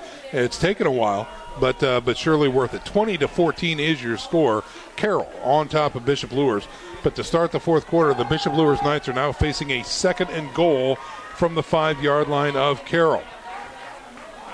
The timeout is over. Both teams back out onto the field. Whistle about to blow. And we are back to live action here as Norman Kanapke and company are back out on the field for Bishop Luers. Presley offset to his right. Low snap, ball's on the ground. He's shuffling for it and has to take it down. That's going to be a loss on the play back close to the 10-yard line. Really tough play there by the Knights as they give up some ground. And now they're going to have 3rd and about 10 to go, but it's 3rd and goal, so there's no more first down on the drive. But good job by Kanapke to handle the ball and try to get upfield, just unable to really pick up anything. That might have been a wildcat on the far side of the field. I saw Kanapke trotting on. They might have tried a wildcat formation there, Matt. So apologies. So that might have been Gaston or Presley then. That's in the right, backfield. yeah. But they had to suffer through a bad snap, and they lost it. So, again, 3rd and goal, back close to the 10-yard line now for the Knights. It's going to be the 11th play of the drive for Luers as they've able to chew up some clock and kind of get back on their side. As looks like Coach Lindsey's very happy about something. You know he's upset when you take the headgear off. That's right. That's a tall tale sign that something's not right. And the hat, too. Yep. Took it all off. A delay a game against Bishop Luers. Is that what I'm seeing down there, Eric? Yes, actually, they're going to call a delay of game, and the Luers coaches are irate. They're yelling at the refs, "I was screaming timeout." So Lindsay and the assistant coaches are both irate on the field, saying that they were calling a timeout. The referees apparently did not hear them, and we'll see they're going through with a delay game penalty. Wow. Okay. Thank you very much for that clarification. So the coach's calls on deaf ears, and now 3rd and goal from the 15 for the Bishop Luers Knights as Kanapke comes back out onto the field. Yeah, Coach Lindsey has done a really good job so far this game, kind of managing the game. First year not calling the plays as Coach Stancy takes over that duty, so he's really been able to focus on the in-game action, but that time his voice, you're right, goes unheard. Kanapke on the snap, looks to throw, fade pattern, right side, flag goes up and intercepted in the end zone by Carroll. There is a flag on the play as the side judge comes in. It was thrown on the far side of the field. That ball was intended for Nate Moore, and it was kind of just a jump ball, 50-50, and the Chargers come down with it, and we're going to wait and see what the call is. Looks like maybe encroachment. It might have been a free play, which is why Kanapke threw it, but I see the defense coming on the field. Oh, it's illegal man downfield. So illegal lineman downfield. So it is going to be Charger ball here as the drive comes to an abrupt halt. So on 3rd and goal from the 15, the Bishop Luers Knights are flagged for illegal man downfield. So Carroll has the opportunity to decline it, which they did. The interception stands, and now Carroll will take over 1st and 10 from their own 20-yard line. So the drive stalls for the Bishop Luers Knights, and the score remains 20-14 here in the 4th quarter. Carroll on top of Bishop Luers. Well, that drive just kind of melted for the Knights there in really poor fashion, and now let's see if their defense can respond, or can Carroll put this one away. Here's a snap. Quarterback keeper on the read option. Decides to go back through the middle. Stood up and getting some good yards is Vogt out to about the 25. Nice tackle there in the secondary by number 20, Ramon Anderson, the sophomore, able to come up and make the stick for the Knights, but not after a 5-yard gain by the Chargers as they start the drive. Vogt can do a lot on 2nd and 5. Let's see what he does here from the 25-yard line. He's in the shotgun. Single setback. Here's a snap, a little high, gives to the tailback. Saylor tries to find his way through. Can't, is pancaked in the backfield. That's going to be a tackle for loss. Yeah, it was Will Derrick making the play for the Knights. Gabe Hendricks did a good job standing up his man and kind of making the running back stop in its spot, and then Derrick came in from the side and was able to really plant him. No gain there by the Chargers as now we got 3rd and 5. Huge opportunity here for the Knights to keep field position and get off the field on 3rd down, something they've had trouble with so far. Taking their time, checking their wrists. Play clock down to 14 as they finally get a line to get up to the line here. Vogt surveys the defense. Knights show pressure. He's looking to throw. He's in trouble. He's scrambling. He's looking for a lane. Can't find a lane. He's got even more pressure. Tries to get north and south. Can't. He is sacked. A big sack that time by the Bishop Luers defense. Incredible individual effort there by number 34, Alan Jackson, able to stay home. When Vogt goes to pull it down to run, it's important for those DNs to stay home, and that's exactly what Jackson did. A huge sack there by the Knights, as now the Chargers will have to punt. 4th and 9 now coming up for the Chargers. as the interception in the end zone really didn't do too much for him other than take time off the clock. And the punt team is now on. We've got 9 minutes and 8 seconds remaining here in the game. 20-14 is your score. Carroll, we've got movement on the line, but no call. I don't see any flag. And a punt, and it is going to be tapped up near the 50-yard line, and that's exactly where the Bishop Luers Knights will take over. I'm sorry, I'm kind of stunned. We had movement on the line by Carroll, but no flag. Almost looked like they were doing like a little bit of a synchronized dance on the line as multiple guys were moving at the same time. But nonetheless, Knights get the ball at the 50-yard line, so you still get the good field position. But as you said, the time starts winding down. It's very important to start scoring. Bishop Luers takes over 1st and 10 at the 50-yard line. First down, Knights. Kanapke is in the shotgun with a single setback. They spread things out on the left side with one wide receiver on the right. They're working off the right hash mark, moving left to right on your radio dial. Kanapke, good snap. Play action, throws to the slot. It's caught. Gaston has it. He's going to the far side. Close side. Still on his feet. He's at the 10. He's at the 5. Touchdown, Bishop Luers. No flag. Score it. It's in the books. What a play by Justin Gaston and a great throw by Norman Kanapke. It was just a quick slant over the middle. It was about a 10-yard catch, and then from that point on, it was turn on the speed. Gaston got to the outside, and we know well when he gets to that outside, he's going to score. A 50-yard throw and run from Kanapke to Gaston. Now, critical PAT right here. This could be the game right here. I know there's still plenty of time left on the clock, but the way this game has been going, this could be the game, this PAT right here. 20-20 is your score. Can Luers punch it through?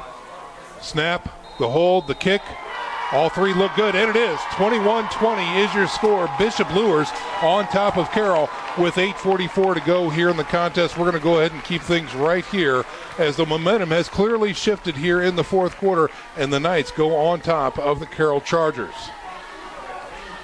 Okay, what a great home opener and a great way to start the season. Just a reminder, ladies and gentlemen, that our fourth quarter sponsor is Tim Didier Meats. Locally and family owned for 33 years, Tim Didier Meats has built a reputation for fresh, custom meat orders. If you'd like that special cut of beef for your next gathering, Tim Didier Meats can help. Prime rib, filet mignon, and Tim's own special ground beef, made fresh daily, can be ordered within an hour's notice. To place your order, call 260-482-8400 or find them on the web at timdidiermeats.com. Let's check in with Eric Pete. Boy, you guys said it. Just an incredible catch and run on that touchdown by Justin Gaston, who caught the ball over the middle, turned on the jets, really showcased his speed there.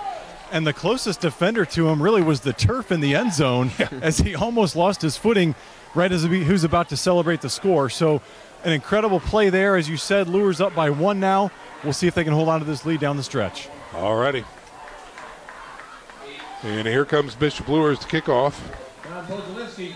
Podzolinski in to kick off. Not bad. You nailed that. Number 22 puts his leg into it from the 40.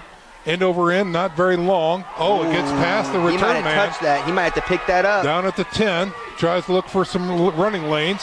Gets nabbed and taken down inside the 20.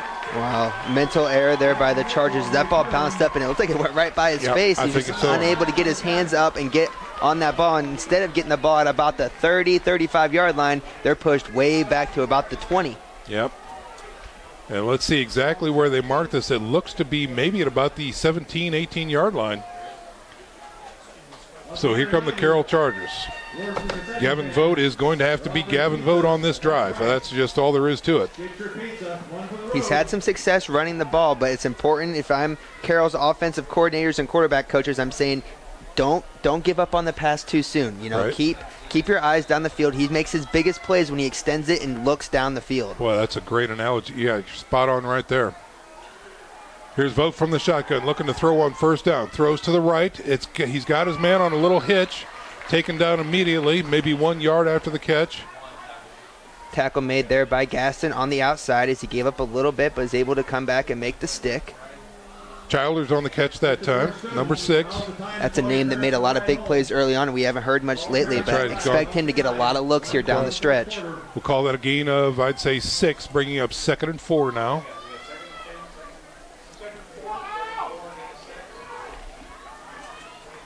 Ball on the 23, maybe the 24-yard line. 2nd and 6 coming up for, or 2nd and 4 coming up for the Carroll Chargers. Here's a snap. He looks to throw. Rolling to the outside. He's got some backside pressure. He gets hit, and he's dragged down short of the sticks. And it looks like a 3rd and short coming up for the Carroll Chargers as Vogt was not able to get that pass off. That backside pressure has been a name that I've been calling all night. Allen Jackson from that backside defensive end position coming around. He had 6 tackles for loss last year, and he adds another one right there this year. Nice play there by Jackson to stop him short of the line to gain. 3rd and 2 coming up for Carroll. 7 minutes and 15 seconds remaining on the clock. Bishop Luers up by 1, 21-20 here in the 4th quarter. And we've got a whistle blowing. We've got a timeout. Timeout, Carroll. They want to talk about it. We're going to step out for a 30-second break and get a splash. 21-20 is your score. Bishop Luers on top of Carroll here in the 4th quarter. You're listening to SAC Football here on Redeemer Radio, 106.3 FM.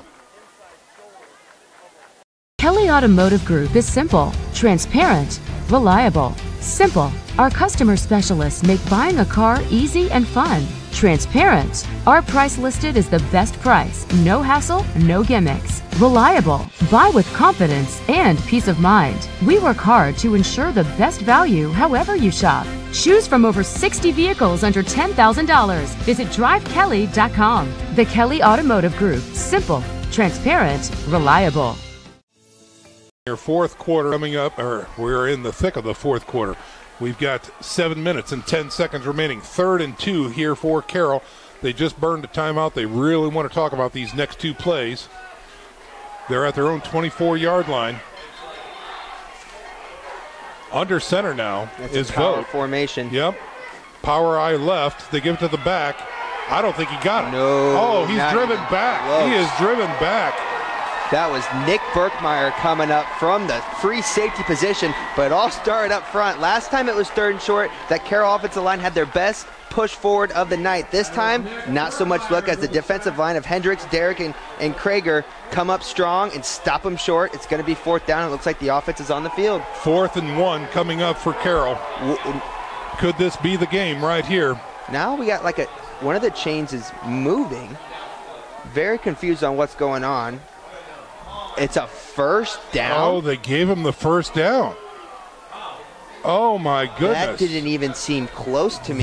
No. Wow. Oh, my heavens. Wow. All right. A very strange turn of events. 1st and 10 coming up here for Carroll.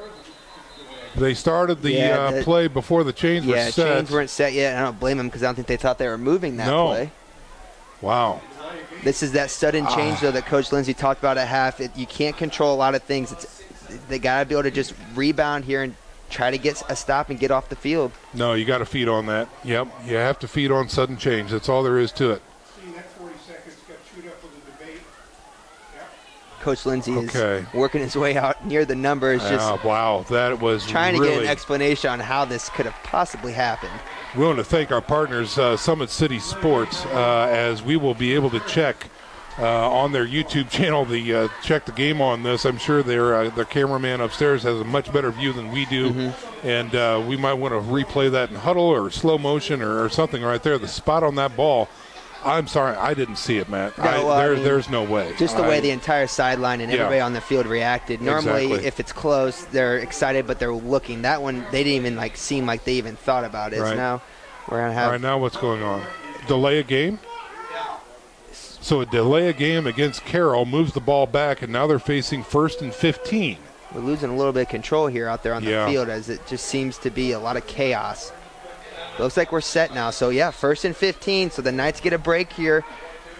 1st and long. Let's see if they can stop Vogt in this passing game. The ball is resting on their own 22-yard line from 1st and 15. Vogt from the shotgun. It's a read option. Vogt decides to keep it. Tries the middle. Not much there. Falls forward. Gain of maybe 1. Yeah, 1 or 2. At the most. Yep. Nice job there up the middle once again. That looked to be number 7 for the Knights, Josh Dippold, as he came. We're seeing these free safeties inching closer on it was Berkmeyer last play from the linebacker position and Dippold this time. They're all creeping in as they're trying to pack it in and not let them get this big play. Gain of not much. We're still going to call it 2nd and 15 now here for Carroll. Here's a snap. Again, read option. And he's looking to flare out. He's going to keep it. He's going through the middle. He's got some room. He's going to get hit by the linebacker core. Going to gain 5, maybe 6, get it inside the sticks again. And it's going to bring up 3rd and long here for Carroll. Gavin Vogt is impressing me so much. Yeah, he right. slipped and almost fell twice there, and there's just so much poise about him. He's able to extend the play there. Eric Pete, real quick, what do you have, sir? Well, real quick, Luers got an assist by the back judge there who got stuck under the pile. Okay. All right, 3rd and long here for Carroll. 3rd and 9 coming up. Trips to the left side. Vogt looks to throw. He's got time. Looks to throw. Pulls back. Rolls to the right. Throws again. And it is caught near the sticks. And that is going to be a Carroll first down. Nice job there up front by Reeve Muncie, Kyler Bills, Orion Cheney, Xander Hoffman, and Kobe Malcolm. Vogt had all day back there to throw. He went through his progressions at least 4 times to 4 different receivers before finding the one that's open. Good coverage for the Knights, but you can only cover for so long as there was no pass rush on the play. Ball is placed at the 40-yard line. Fresh set of downs. 4:40 remaining here in the contest. 21-20 is your score. Knights clinging to a 1-point lead. Carroll with the ball. Here is a read option again. Vogt decides to take it. He's got it. He spins out of a tackle. Gets 10. Gets 12. Knocked out of bounds on the far side of the field in Bishop Luers territory. A lot of success on that read option so far tonight for Vogt, and he gets it one more time. They just continue to go to that well, and it continues to work for him as those linebackers keep going towards that running back. 8th play of the drive, and it was a big one. Well, and Vogt has clearly determined that if they're going to win this, it's going to be on his shoulders. He's not giving that rock up, and he is going to will this team to win. It's exactly what you want out of your senior, especially a returning starter from the field. Put it at the 49. 1st and 10 coming up for Carroll in Bishop Luers territory. A little high snap. Here's a quick give through the middle. Oh, he's got some room, and he's still on his feet. Gets about 7 on that carry. I believe that's Saylor on the run. Yep, and Josh Dippold on the tackle for the Knights, but not before. Another big gain. That's back-to-back decently high snaps. I'm hoping somebody's telling Orion Cheney that they're getting a little high on him because they just keep going up, up, up. Right. We got to get that butt down to make sure it stays right at the chest. We'll call it a gain of 6, maybe 7 on that play. Brings up 2nd and short. 2 wide outs to the right, 1 wide left from the shotgun. Here's a give, again through the middle, finding some power, getting a first down. Again is Saylor. As Vogt decided he needs to take a couple plays off and get his breath back.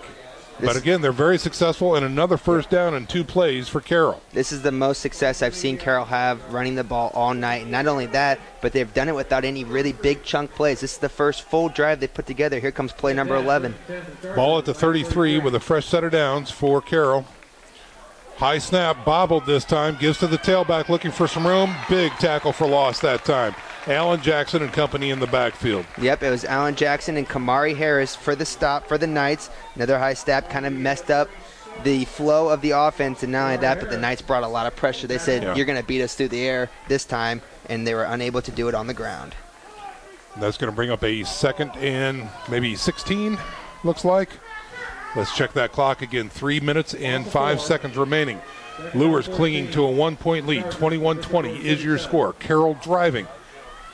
2nd and 16 coming up now from about the 37-yard line. Play action, looking to throw. Vogt rolls right, throws to the flats, down and in the dirt, no good. That will stop the clock at 2:51 to go and bring up 3rd and very long for the Carroll Chargers. 4 first downs so far on this drive by the Chargers, but they've run into a little bit of a rut here as Coach Causey, the defensive coordinator on the field, must have been getting some good information from Mick Palmer up top, yelling down to him some plays on the defensive end. Now 3rd and long. Can the secondary hold them one more time? Or maybe 2 more times. Yeah, you're right. We're getting close to 4 down territory for sure, especially down 1. You're exactly right. I bet this is. So maybe you don't need it all here. And they're in Luers territory. You may not need it all. Let's see what they do. Trips to the left. Single setback, 1 wide right. Vogt from the shotgun, looking left. He's got time. Throws into the flats, hits the dirt, incomplete.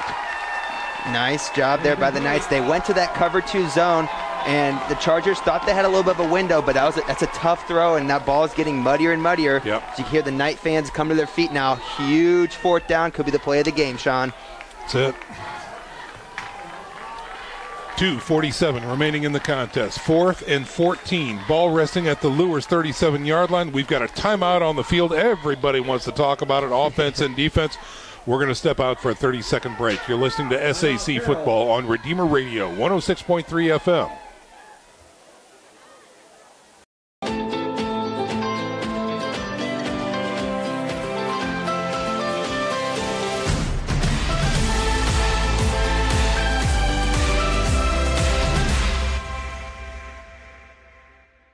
This is the first time I've been able to do this kind of more complete understanding or view of your body. One of the things that's really important about this is that it's kind of legitimizing us as athletes. Parkview Sports Medicine. Game on. Chargers down by 1 against Bishop Luers are facing a 4th and 14 from the Luers 37-yard line. The timeout is over. The senior quarterback Vogt is in the shotgun with a single setback. He's got twins right and twins left. Looks over the defense. Here is the snap. Looks to throw. 3-step drop. Throws over the middle, and it is picked off. Incomplete pass. That's it. The drive stalls for Carroll, and Bishop Luers will take over. Nick Berkmeyer makes a huge play from the linebacker position. It is so hard for a middle linebacker to range back and try to stop a wide receiver come over the middle. He does a great job. He almost picks it off, but does a good job to knock it away, and the Knights take over. Wow. Here comes a big drive. So the Knights dodge one there, but still plenty of time left. 2:40 to go and timeouts on the field for both squads. Knights 21, Carroll 20. That's the definition of a bend but don't break defense. Isn't that the drive truth? Lasted 14 plays, but the Knights were able to dig in when they needed to and get off the field. Wow. And here comes Kanapke and company. Can they hold on to the ball? Can they get a first down or two? Can they move and keep possession? Let's find out. Here's a give to Presley. He tries to break it outside to the right side. He finds the corner. He's at the 40, stays in bounds, continues to stay in bounds down to about the 44-yard line. Savvy run there by the senior. As he could have gotten a couple more yards if he would have went to the sideline, but he knows the clock is on your side. He knows what he's about, and that was great. When you see him put his shoulder back in towards the middle of the field, he's like, I got to stay in bounds, and that's exactly what he did. Generous spot there at the 45, so we'll call that an 8-yard run for Presley, and brings up 2nd and 2 for the Knights. This is the kind of drive that as an offensive lineman you just dream of. That's it's like put it on our backs, let's carry us to a victory. Ball security, good snaps, good plays are very important right now. Rectanis runs up to the line and sets his offensive line. Kanapke from the shotgun. Again, quick give through the middle. Big hole there and a big first down for Bishop Luers as Presley drives it home. Downhill running. It looks like that he just came straight downhill once he got that ball, like a little rocket through the middle. He wasn't going to be stopped short, and a first down for the Knights. They're about 1 or 2 first downs away from being able to put a bow on this victory. $1.39 left on the clock. Ball resting at the 49-yard line as they wind the clock. We're getting down to 1:30. 21-20 is your score. Bishop Luers over Carroll here in the 4th quarter. 10 seconds left on the play clock. They're going to use all of it as that clock is running. Kanapke from the shotgun. Got a wing on the left side, 2 wide receivers right on the short side. Here's the snap. He hits the hole. He spins out of 1 tackle, can't spin out of 2, gets into the linebacker core. Gain of about 6 that time for Jordan Presley.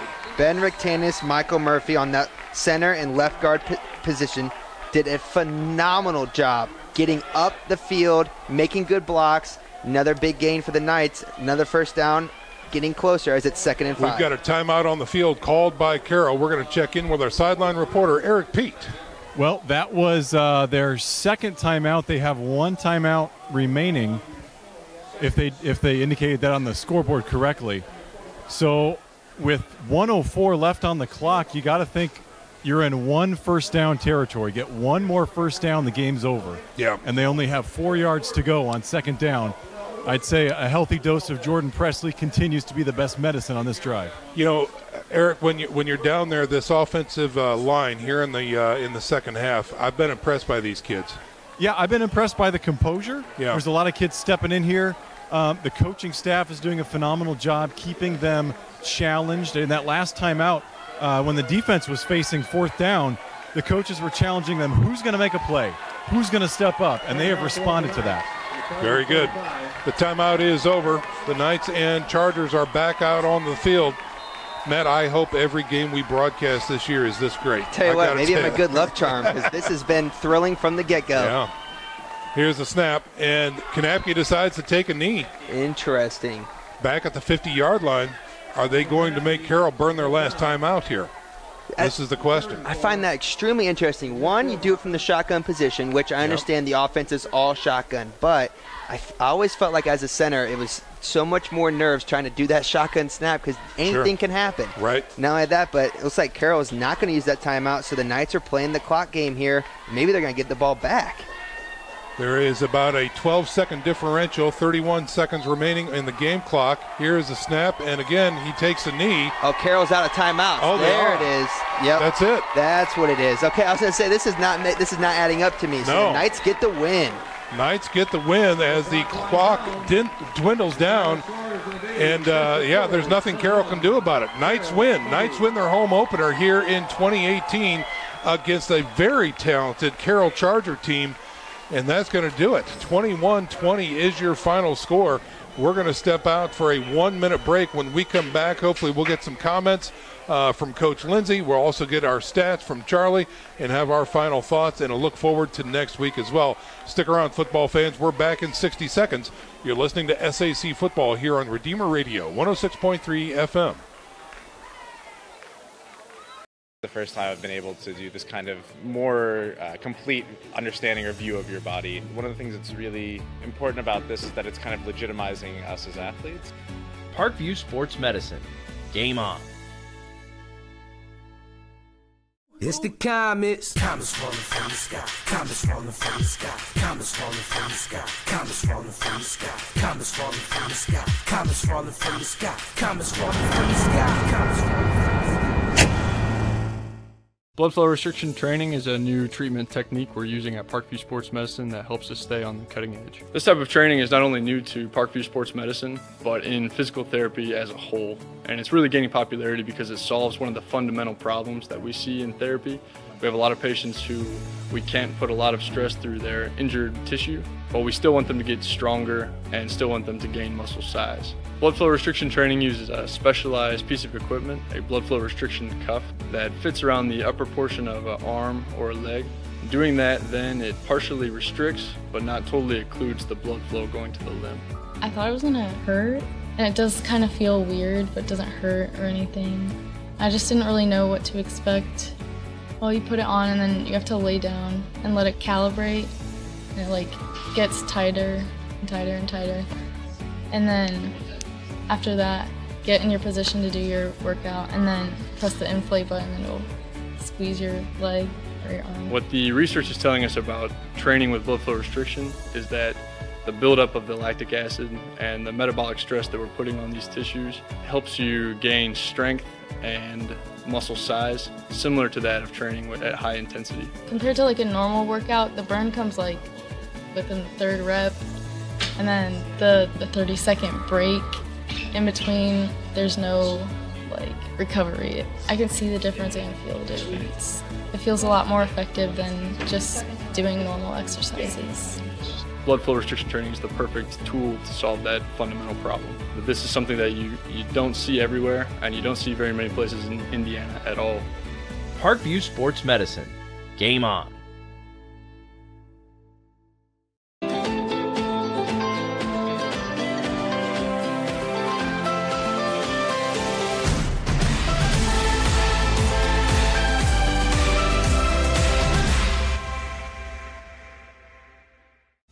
Parkview Sports Medicine is an integrated sports medicine team.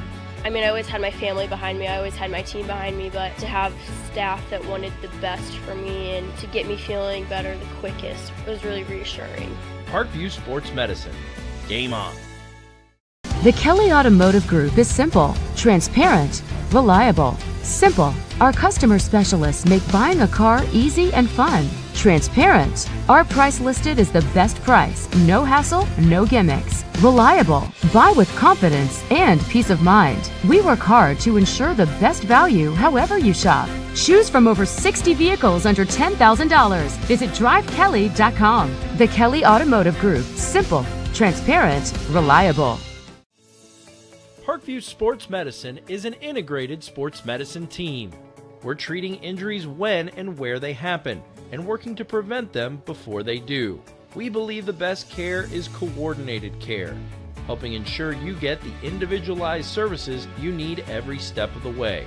offering innovative treatment techniques to get you or the athlete you love back in play. Reaching higher, pushing further. Parkview Sports Medicine. Game on. Get mad about blue. Get mad about your Fort Wayne Mad Ants. When looking for the best basketball action in town, it's the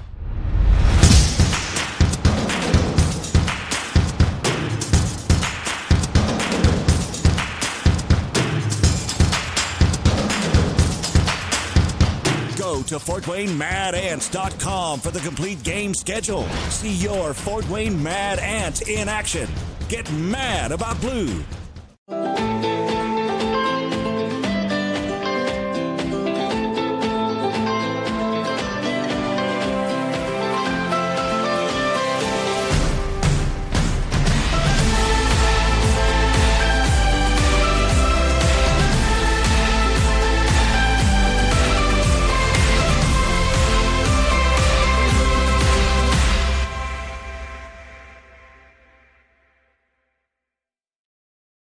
Parkview Sports Medicine, especially since I've been a pro, has been a place where my game has really been able to develop in multiple facets. Injury prevention, maintenance, physical therapy, weightlifting, agility work, all the things that I need to do in order to have an NBA body. This is the place for me to go when I come back home and I need to get a workout in. Always welcome me back with open arms. Parkview Sports Medicine.